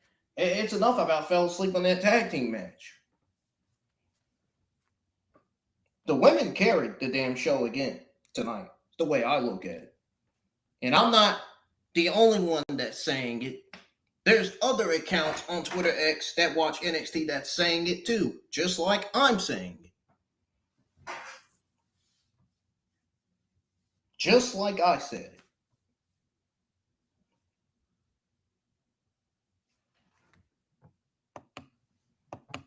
Keilani Jordan calling her shot at the NXT Women's title was the first time I leaned forward. It's the first time in a long time I leaned forward all night. Literally. Then Izzy steps up. Lola Vice says she's running through Izzy first. Kendall Gray and Ren Sinclair chunk Keilani while Vice lays out Izzy. That's booking right there. That's heat. I don't care what negative comments this segment gets tonight. This segment was easily one of the best things on this show. This is how you make me care about next week. Tatum Paxley versus Lizzy Rain for the Women's North American title was the match of the night by default. No question about it. 100%. 100% enjoyed that match. That made me open my eyes real quick. Especially when Tatum Paxley retained over Lizzy Rain. And here I'm thinking, are they going to put the title on Lizzy Rain? Nope, too early. Nah. I could see her being either NXT Women's North American Champion or NXT Champion. Or NXT Women's Champion probably by either the end of this year or next year. Depend on how they book her and use her on TV. Hopefully they don't poorly book her, because then she'll be on the shelf. She'll be in Titus Catering stuff with nothing to do, with no creative plans.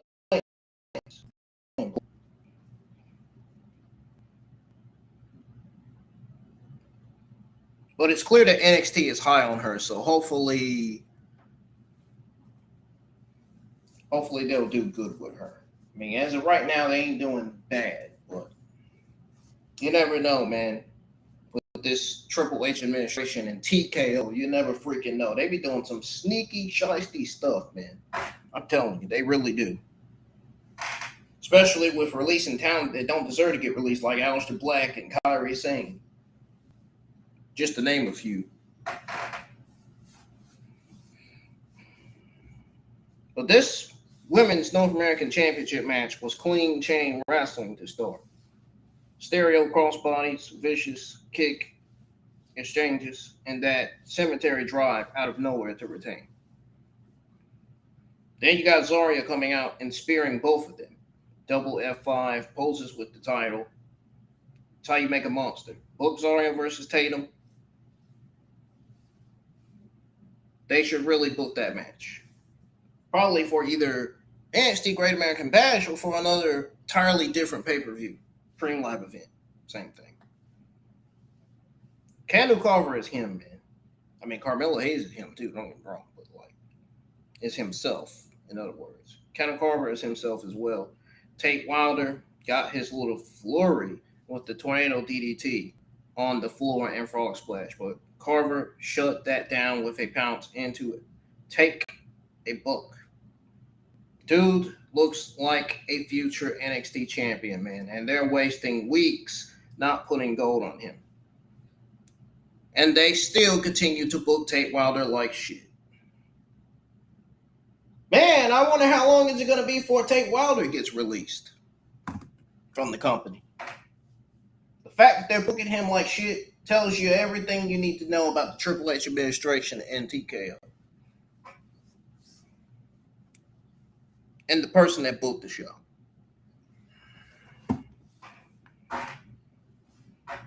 Yeah, I can't see Tate Wilder being an NXT longer, dude. They're not doing good with him. They are doing absolutely terrible. Like, I'm not even lying. The Vanity Project retaining over DarkState was right. Even if the match was messy, Baylor and Smokes are actually getting over. The crowd is starting to bite. And Mason Rook, I thought he was going to go by his original ring name, like he did in the Indies, but man, they changed it. Changed it to Rook. He's the most over guy.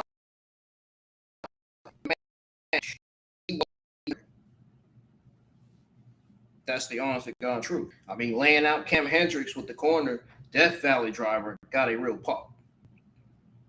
Turn him babyface tomorrow or next week, man. I mean, he's money. I can see why the WWE are high on this guy. He's over. But the presentation, I mean, he came out to a solid theme. It wasn't that bad, but like, I look at it as they gave him a Mason Ryan gimmick or a Mason Ryan theme. It legitimately looked like a Mason Ryan theme, man. That's what it looked like. That theme he came out to. Everything else was mid-garbage, like I said. Cameron Hendricks is the worst. 2 segments, both terrible. Calling out Tony D for the NXT title had me rolling my fucking eyes and shaking my fucking head.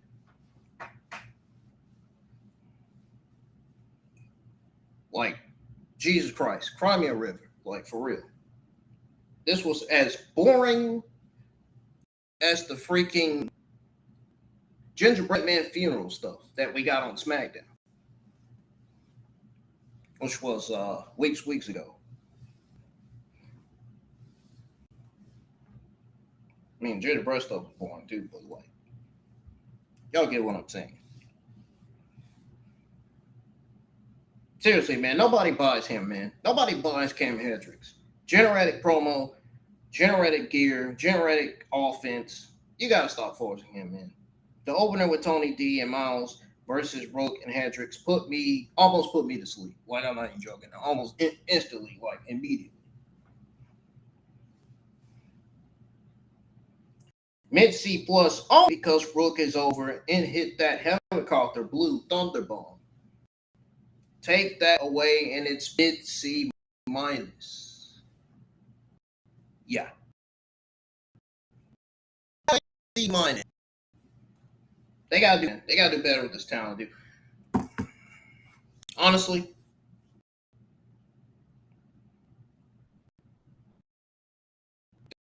They should have D'Angelo's presentation.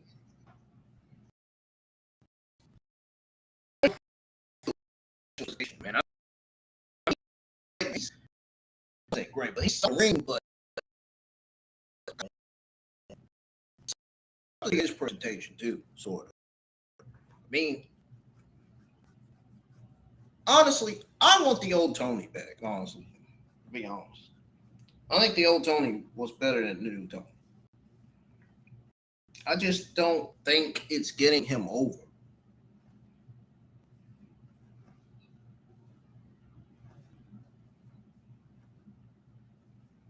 One week, Tony D'Angelo's over as NXT champion, and then next week, he's not.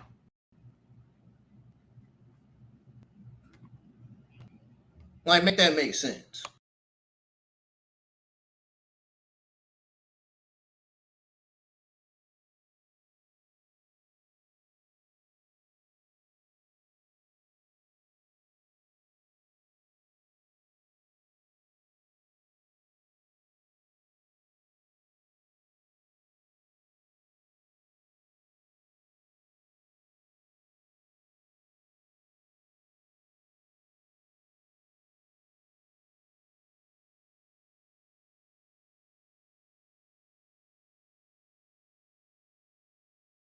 Oh, and here's the thing about this tag match. Champions eating pins on TV kills their aura. It completely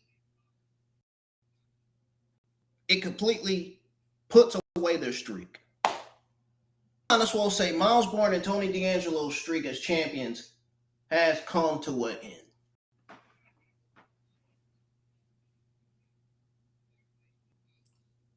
Now, Bourne is supposed to be your fighting North American champion. You don't have him lose to a random tag match like that. That means nothing. That pin makes him look vulnerable before he even gets the title. What's the point of a champion if they're 50-50? And then, secondly, the wrong guy took the fucking fall. Tony D'Angelo is a former NXT champion. He's a former and current NXT champion. He can eat a pin and be fine, I guess. Nah. No champion should be eating a pin. No champion. None. Whatsoever. Y'all thought I was going to say he can't. I said he could eat a pin and be fine. No. I got y'all, man. Y'all thought I was really going to believe that. Nah. No champion should be eating the pin, man. No current champion. Bourne is still building credibility as North American champion. If someone had to lose, it's definitely not Tony D. It's definitely the challengers. Or having NDQ running. Anything but your champion taking the 1, 2, 3. I feel less important. You know? If the North American champion can get pinned by Cameron Hendricks of all people, why should I buy a ticket to see him defend it? Why should anybody buy a ticket to see him defend it, for that matter? Why should anybody? NXT is basically telling me, and it's basically telling y'all, that Cam is on his level, and Cam is mid-C trash. And finally, no upside. The question is, what did the pin actually accomplish? What did the pin actually accomplish?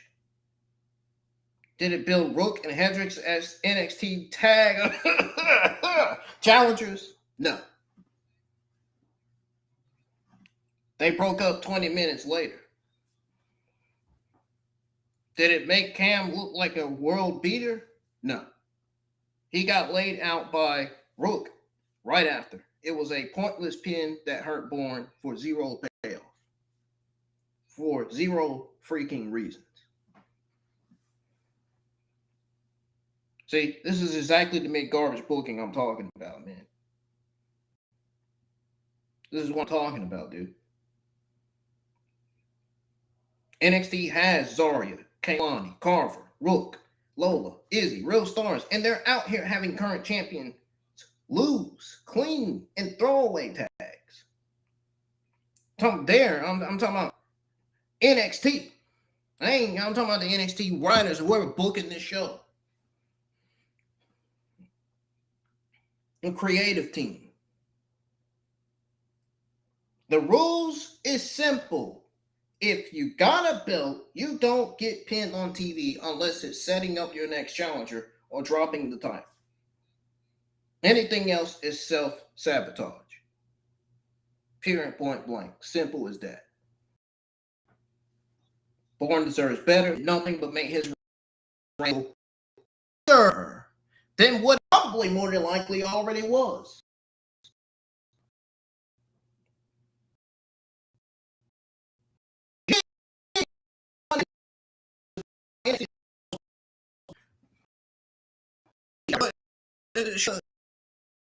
I call to her, ask her that.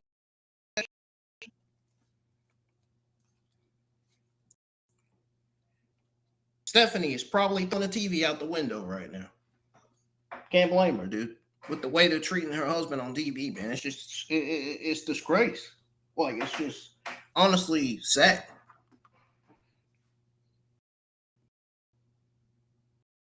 They went from having him feud this DarkState to pinned. That tells you everything you need to know what they think of Miles Bourne as North American men's champion. Yeah. Great stuff there, yeah. Good stuff there.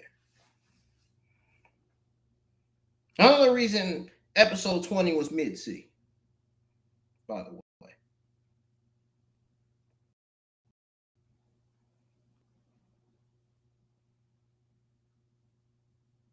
But anyway, back to Tatum Paxley, Lizzy Rain. Back Keanu Carver put over as a monster. And I already went over and said that Cam Hedrick is we know both of the segments were terrible. And calling out Tony D'Angelo, we already went over that. Yeah, that was some you gotta be kidding me, man. Some of the worst shit I've seen on television, man.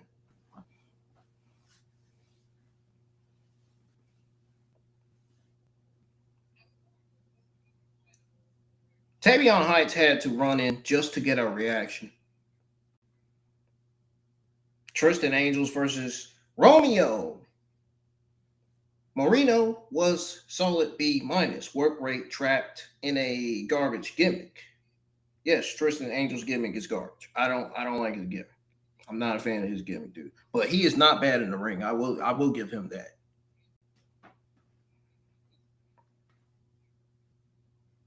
Mr. England. Whose mark is that for? I'm looking up in the sky with a question mark.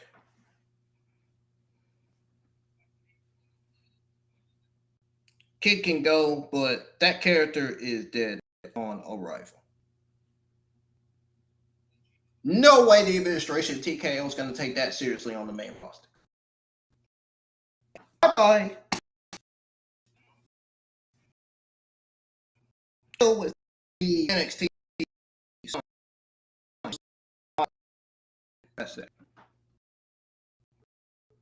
Hill is more over than that match between Tristan Angels and Romeo. He's more over than those two. Romeo lost, got booked like a jobber on TV and lost.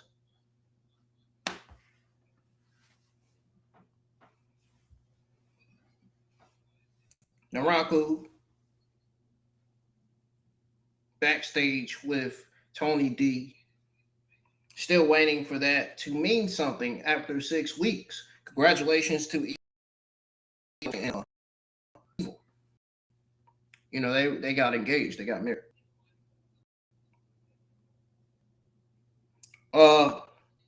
Yeah. This backstage thing with Tony D'Angelo, and then honestly, I'm still waiting for that to actually mean something after 6 weeks. And you got Birthright collecting signatures for Charlotte Hill. This was clearly a waste of Charlie Dixie's time. Rightfully so. DarkState as a faction is cooked. Shaquan Sugars has chemistry. He has charisma for days.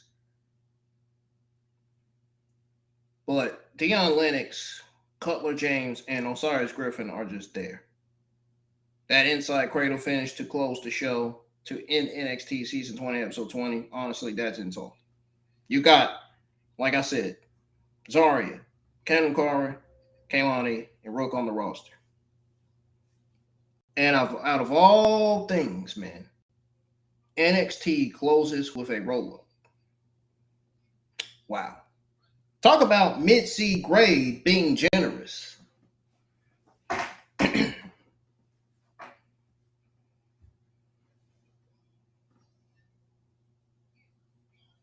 List the good parts. I listed the good parts and the bad parts of this entire show. This is in my notes right here.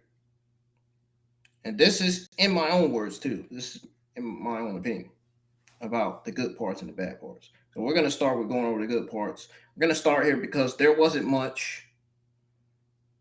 Kaylani Jordan, Vice, and Gray and Ren Sinclair segment. Like I said earlier, it was easily one of the best things of the entire show. It was fire. It set up 2 matches for next week. It made the whole women's division feel important. It gave us chaos that makes sense.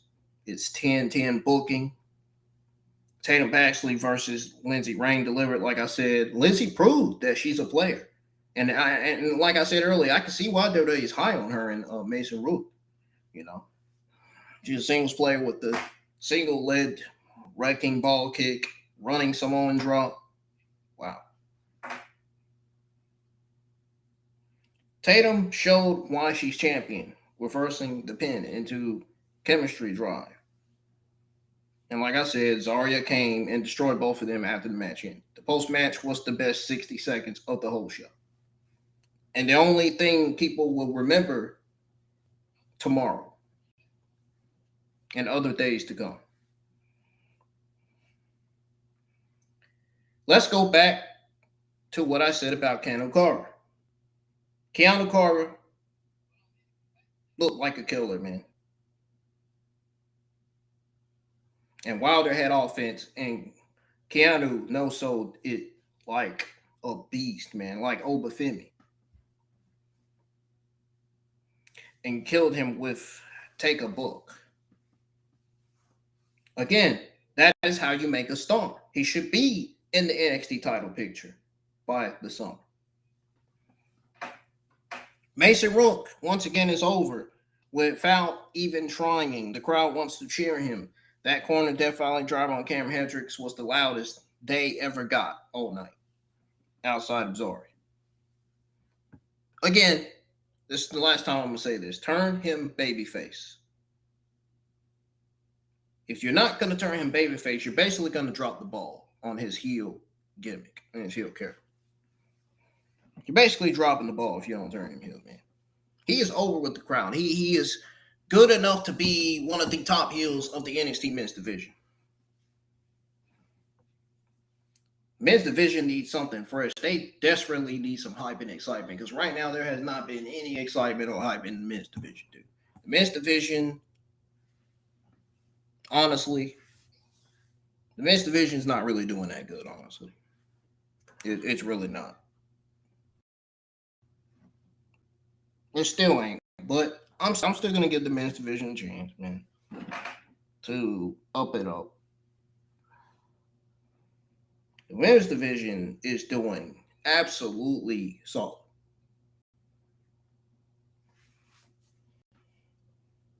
Like from top to bottom, they are doing absolutely solid. They are absolutely carrying NXT on their. Talk about a division that's actually carrying the show. That's actually serious and knows what the fans and what the YouTube content creators that go live with the watch alongs for NXT want. And the internet wrestling community accounts that watch this show too. Talking about the ones from Twitter X and the ones from Facebook as well. But yes, turn Mason Rook face, and I mean they're both baby faces. It wouldn't make sense, but I'd say honestly feed him Tony D'Angelo. I mean, Tony D'Angelo has nobody else at this point. The way I look at it. Well, he has Cam Carver. Cam Carver's a heel. Shoot, give him Cam Carver. The Vanity Project retaining was correct. Right call. Thank God that match ended. Holy shit, man. This DarkState shit is getting boring, dude. It is getting, like, for me, this DarkState shit is running down the drain.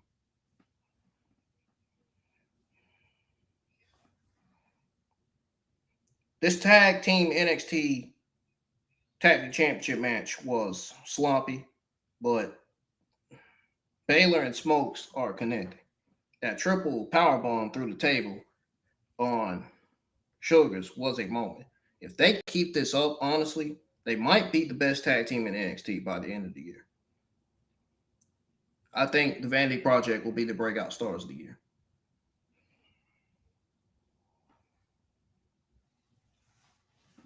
That's who I really think will be the breakout stars of the year.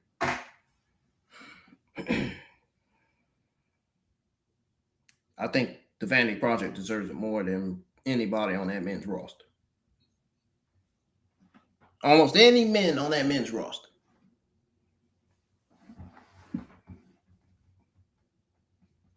Yeah, I said it. I said what I said. And I'm going to move on. Mostly bad parts. Where do I start? Cam Hendricks, I cannot stress enough. Like I said, 2 segments both awful. Calling his shot at Tony D'Angelo title. This was not only the lowest thing of the show, this was also laughable. At this point, he's just not on that level, dude, to even be a challenger for Tony D'Angelo's NXT Championship. He wasn't on that level in the opener, and he damn sure wasn't on the level in the back half. He's a cosplayer doing a bad impression of better wrestlers. The promo was wooded, man. The match was sleepy. The post-match angle died because it was placed before the main event instead of right after the opener. That's bad producing. Whoever produced that needs to check on themselves, man, because yeah. That's just something that should not be on TV. That's an automatic fail. DarkState, speaking of fail, DarkState is a failed experiment. Shaquan is the only one with any juice, and even he's being held back by. Will he be NXT Breakout Star of the Year? No. That's what a lot of people think, but that's not what I think. Yeah, he's got potential. Yeah, he's not that bad, but he's just not going to be the breakout star of NXT. He's just no.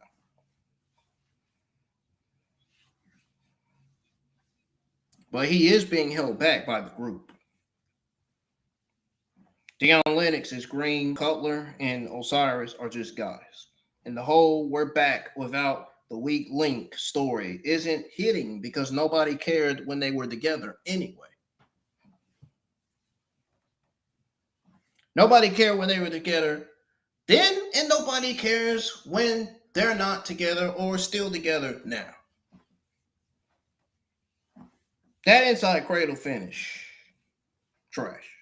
You do not close NXT with a roll-up when the show is already dragging. Miles Bourne and Tony D versus Rook and Hendricks was 12 minutes of my life. And I'm pretty sure it's 12 minutes of y'all's life too. And I'm not getting back. I'm not getting back. 12 minutes of my life that I'm probably never going to get back. No chemistry between Hendricks and Bourne. Tony D couldn't carry it. Rook had to do all the heavy lifting. My goodness. Seems like they're putting the strain on this young talent already. Mid-C plus, and that's only because Rook hit some cool stuff. He did, not going to lie.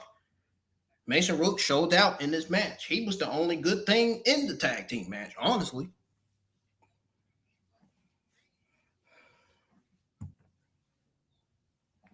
Tristan Angel's debut was wasted. The kick can work. That backstabber and Femi Asser knee looked great. Or should I say the famouser knee? Yeah, the famouser knee looked great, but Mr. England is DOA. Yeah. Get up on the Bible. Me in 2026 was he British and American?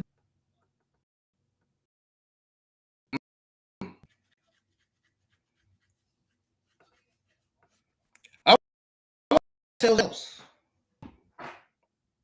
That's not telling me a damn thing.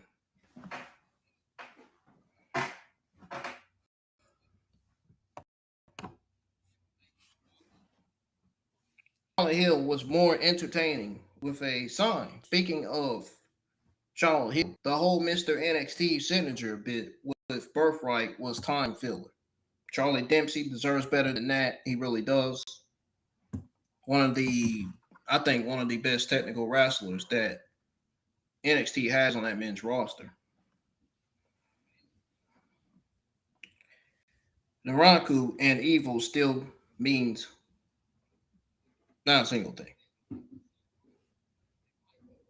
Like I said earlier, remember when I said still waiting for that to mean something after 6 weeks? Then when I said that, we're 6 weeks deep into vignettes and Tony D'Angelo backstage threats. And either pull the trigger or please just stop altogether. Seriously.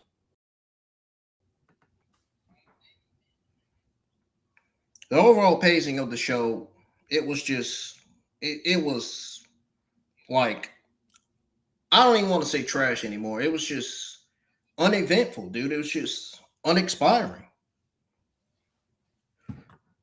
Uninspiring, actually. Unimportant. The overall pacing of the show, in other words, was a waste of time. High women's segment to open the hour, then 40 minutes of nothing. 40 minutes of literally nothing. Until Tatum, Lizzy, then back to nothing until Zarya, then a mid-C main event with a roll-up. It's not how you book TV, folks. That is legitimately not how you book TV, folks. Open your eyes.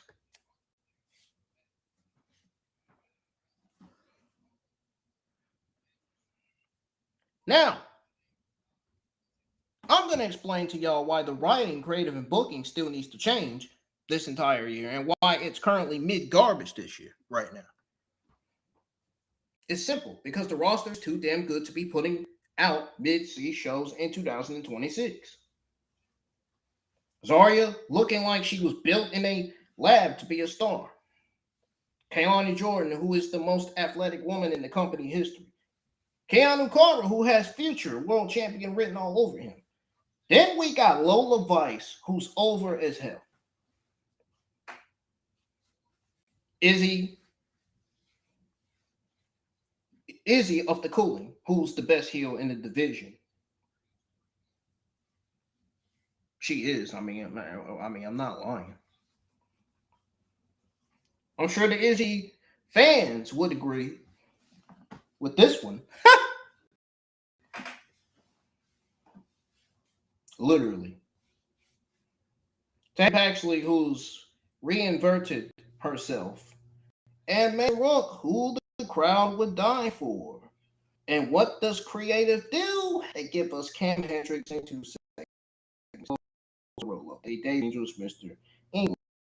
They keep DarkState together when Shugs is screaming be a solo babyface. The writing is lazy and reactive. There's no long-term vision.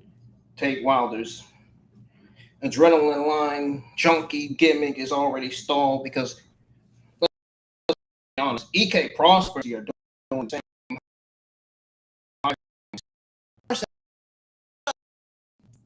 Now, Tate is lost in the shuffle after 3 weeks. That's bad. You don't introduce 3 guys with the same act unless one of them is winning the title.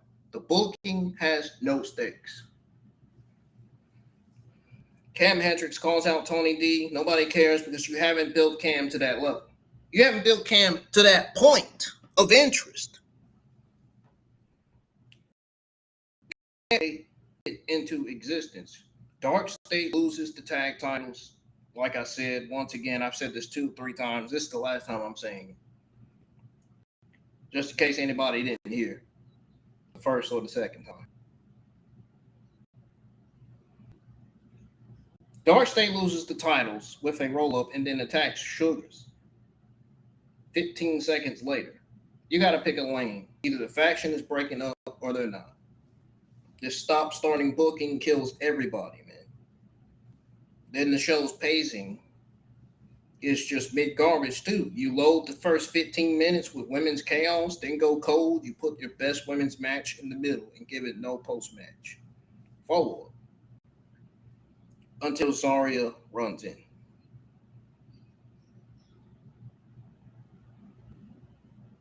Yeah. That is some great stuff there. Administration, TKO. That's some great stuff there, man. Great stuff there.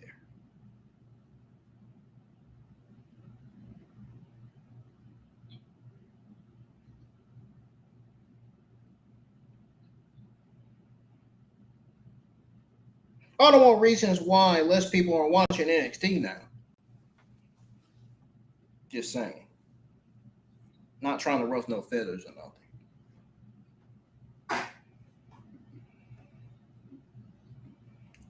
You put your tag title match last, and it's the worst match on the show. Where's the crescendo?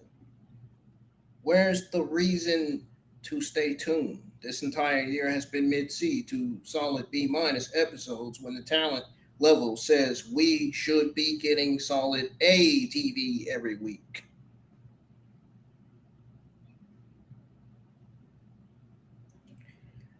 I don't know about AEW Collision beating this show some weeks, but I mean, it could be. Even though I don't watch AEW, it could be true though.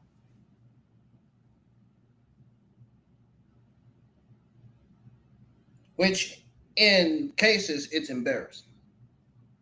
In other cases, it motivates NXT to do better. The creative team needs to watch the crowd. They cheer Rook, they pump for Zarya, they lose their minds for Kaylani. They buy Cattle Carver as a killer. So why are we getting Cam Hendricks, DarkState, and Mr. England? That's the question. You got to stop booking for yourselves and book for the people paying to watch. Until that changes, 2026 is going to be a mid-garbage year for NXT. I'm sorry. That's just the truth. I don't care who believes in and who don't. Setting the record straight on what the NXT or what the next stop should be, or what kind of NXT show I expect and want to see for NXT Season 20, Episode 21. Now check this out. Next Tuesday's card is what NXT should look like every week, and I'm not exaggerating at all. Lola Vice versus Izzy for the NXT Women's Championship is a real main event. Lola is white hot. Izzy has been the MVP of the division, and the match has 4-star potential if they get 15 plus minutes. That's how you actually close a show, folks. Shawn Legacy versus Dorian Van Dukes in the Speed Tournament. First round, even though the Speed Men's and Women's Championship should not be on TV, they are non-existing at this point. They're not streaming Speed on X anymore, remember? I don't know what they're doing with this, but anyway. They're still the best athletes in NXT. You got to give them 8 to 10 minutes and let them tear it down. That's a match people will clip and share all week. Ren Sinclair versus Jordan Grace. Why did I say Jordan Grace? Kaylani Jordan. Well, Jordan Grace did used to be in NXT. She's on SmackDown now, and she hadn't really been... She's been in Titus Catering on the SmackDown women's roster. Yeah, she's been in Titus Catering on the women's roster. They ain't been using her as much. He has not been on TV much, man. Why? Because, honestly, I think it's because the creative has no plans for her at this moment.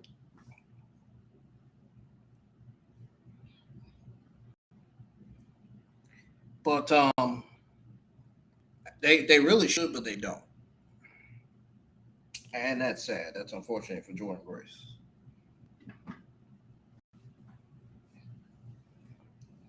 But Ren Sinclair versus Kaylani Jordan, though. Jordan is a human highlight reel, and Ren can brawl and talk. That's a future takeover match. I wouldn't say fully, but it's slightly a future takeover match you're getting for free on a Tuesday. This card washes the taste of episode 20 out completely.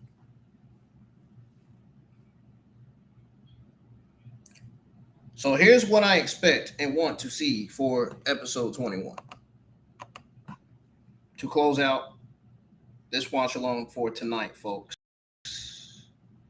You show no talking, no backstage, just the bell, 12 minutes. Let Kaylani do her 450s and Ren match her with violence. Winner gets a title shot. Loser still looks strong. Second match, Shawn Legacy versus Dorian Van Dukes. Make it a sprint, 8 minutes of non-stop action. Winner moves on in Speed and gets a video package next week. Somewhere in 1 hour, get Candle Carver in the ring, have him cut a promo calling out Tony D or whoever has the NXT title. Say, I'm done with Tate Wilders. I want gold. Make him feel important. Short of main event. And then you can have Mason Rook come out and cut his first babyface promo, say, I'm tired of Cam Hendricks trying to steal my shine. I'm not waiting anymore. Book him versus Tony D'Angelo for episode 22, if you have to. Or book him for NXT Great American Bash.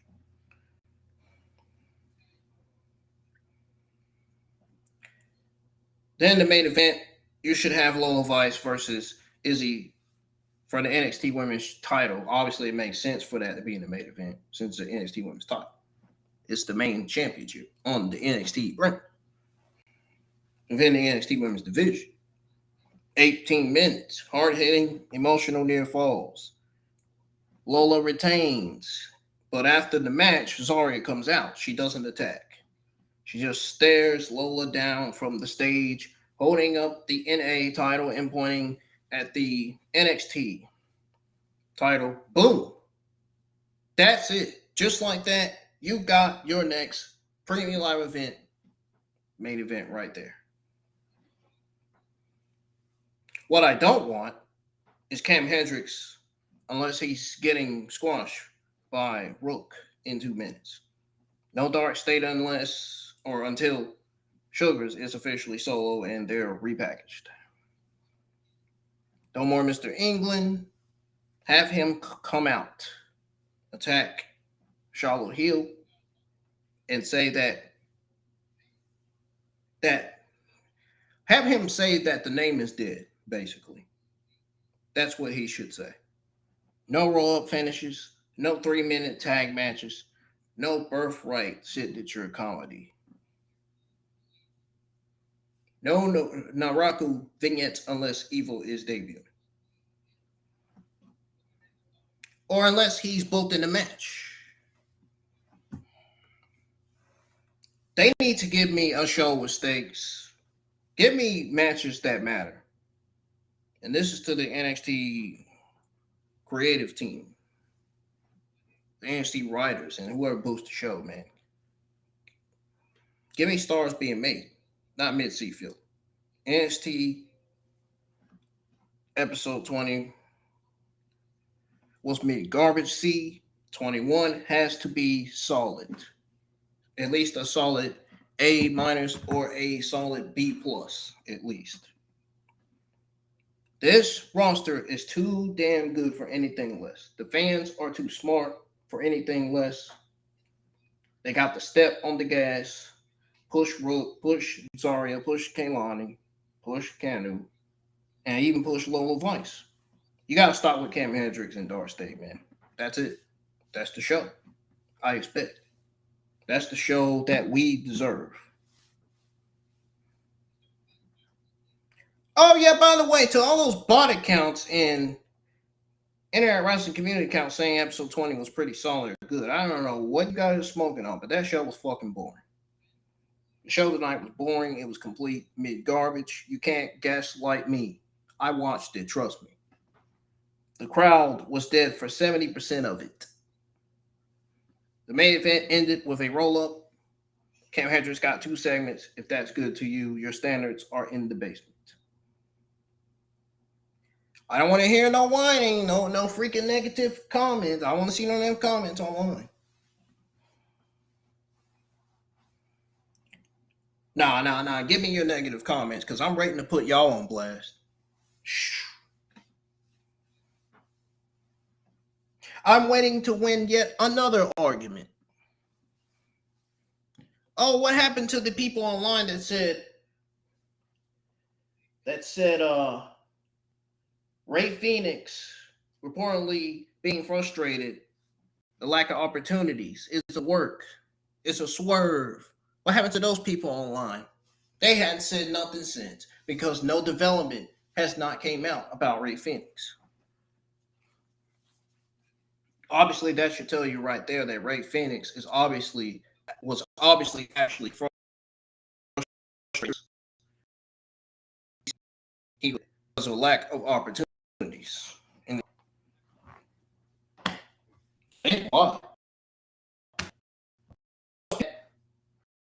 yours towards me that said that I was lying, that said that it was a work. They really do. Seriously. I was being truthful in what I said when that news came out on Ray Phoenix's frustration. But anyways, next week's card is objectively better. If episode 21 isn't a banger with Lola versus Izzy, Sean versus Dorian, and Kaylani versus Ren, then NXT has bigger problems than I thought.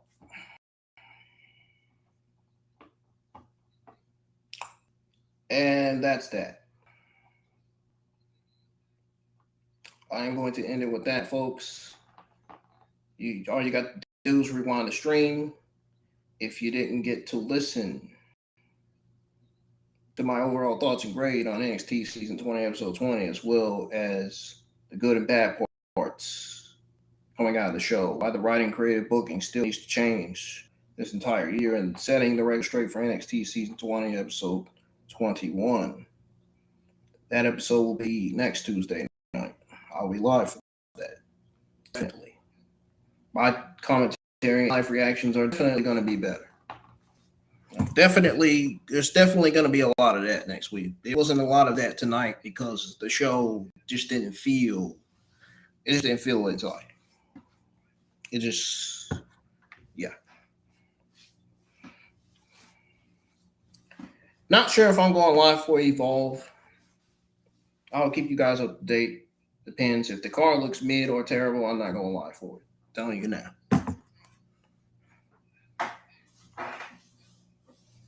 That's just like if the car looks terrible for SmackDown, I'm not gonna go live for it. If it looks mid, solid, or good, I'll live for it because I still want everybody to hear my thoughts on it. SmackDown so far, the car for SmackDown, we have Hikurio from New Japan Pro Wrestling going up against Shinsuke Nakamura. I think his ring name is Tala Tonga still, but I just call him Hikurio. I mean, that's better than Tala Tonga. Like, you know. It says Cody is advertised. I think Jay Cargill is advertised for the show. Randy Orton might be advertised to return this week. But they said news came out that he's still out with injury. The news even came out explaining why he was out with injury.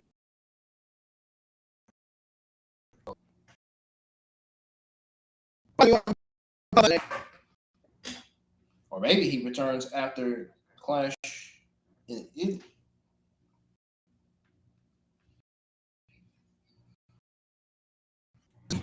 Let's see what SmackDown had. Actually, no. I don't want to say what SmackDown had in store for us because I already know what kind of show we're getting coming out of SmackDown. Trust me, we got a mid SmackDown last Friday night. I'm definitely going to say the same about this Friday SmackDown. The rosters, the men and women's rosters on SmackDown needs to change. They need to move Julia from SmackDown to Raw because they are not booking her the best way possible. They are doing a good job. Or they're doing, I wasn't going to say a good job. I was going to say they're doing a terrible job booking Julia. They are not doing a good job booking Julia. I was not going to say that they're doing a good job booking Julia because they're not. They're not. They're really not.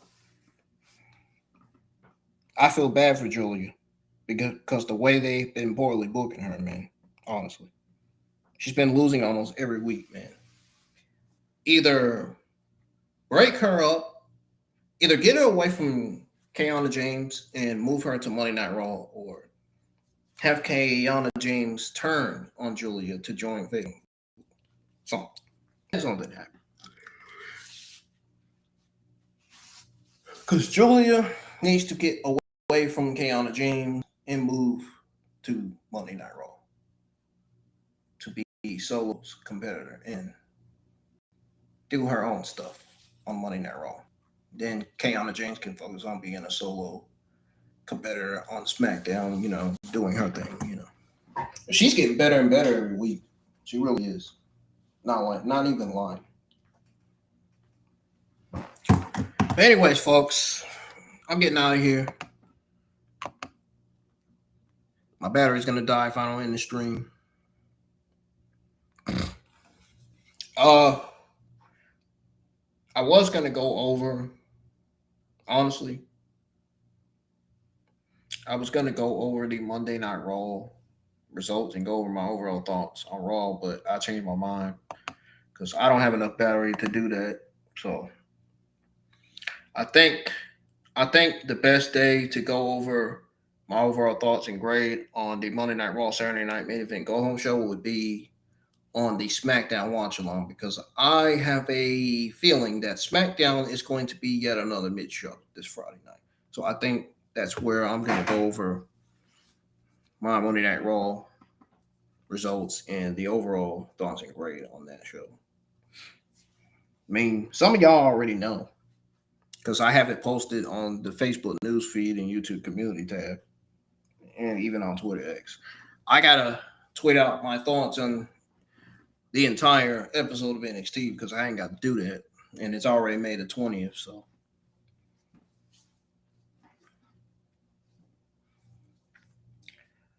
won't be streaming anything Thursday, but I will be live for SmackDown Friday and AAA Saturday, and of course Saturday Night Main Event Sunday, because I want to watch it for myself, and I want you guys to hear my overall thoughts and grade on Saturday Night Main Event.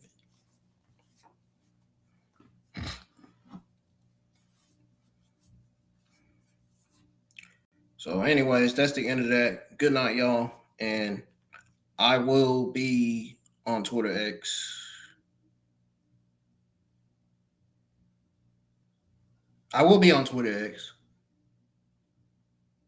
and I will also be on the YouTube community tab because I think I'm gonna go ahead and try to schedule my YouTube post to post my, so it can post schedule for next week. My YouTube schedule. And like I said, if I don't see y'all live for Evolve, I will see y'all live for SmackDown. Cause my back up. Finally make my return Monday night for a Monday Night Raw Clash in Italy Go Home show. I will be back live with all the other wrestling YouTube content creators, because most of them go live mostly for Raw and SmackDown.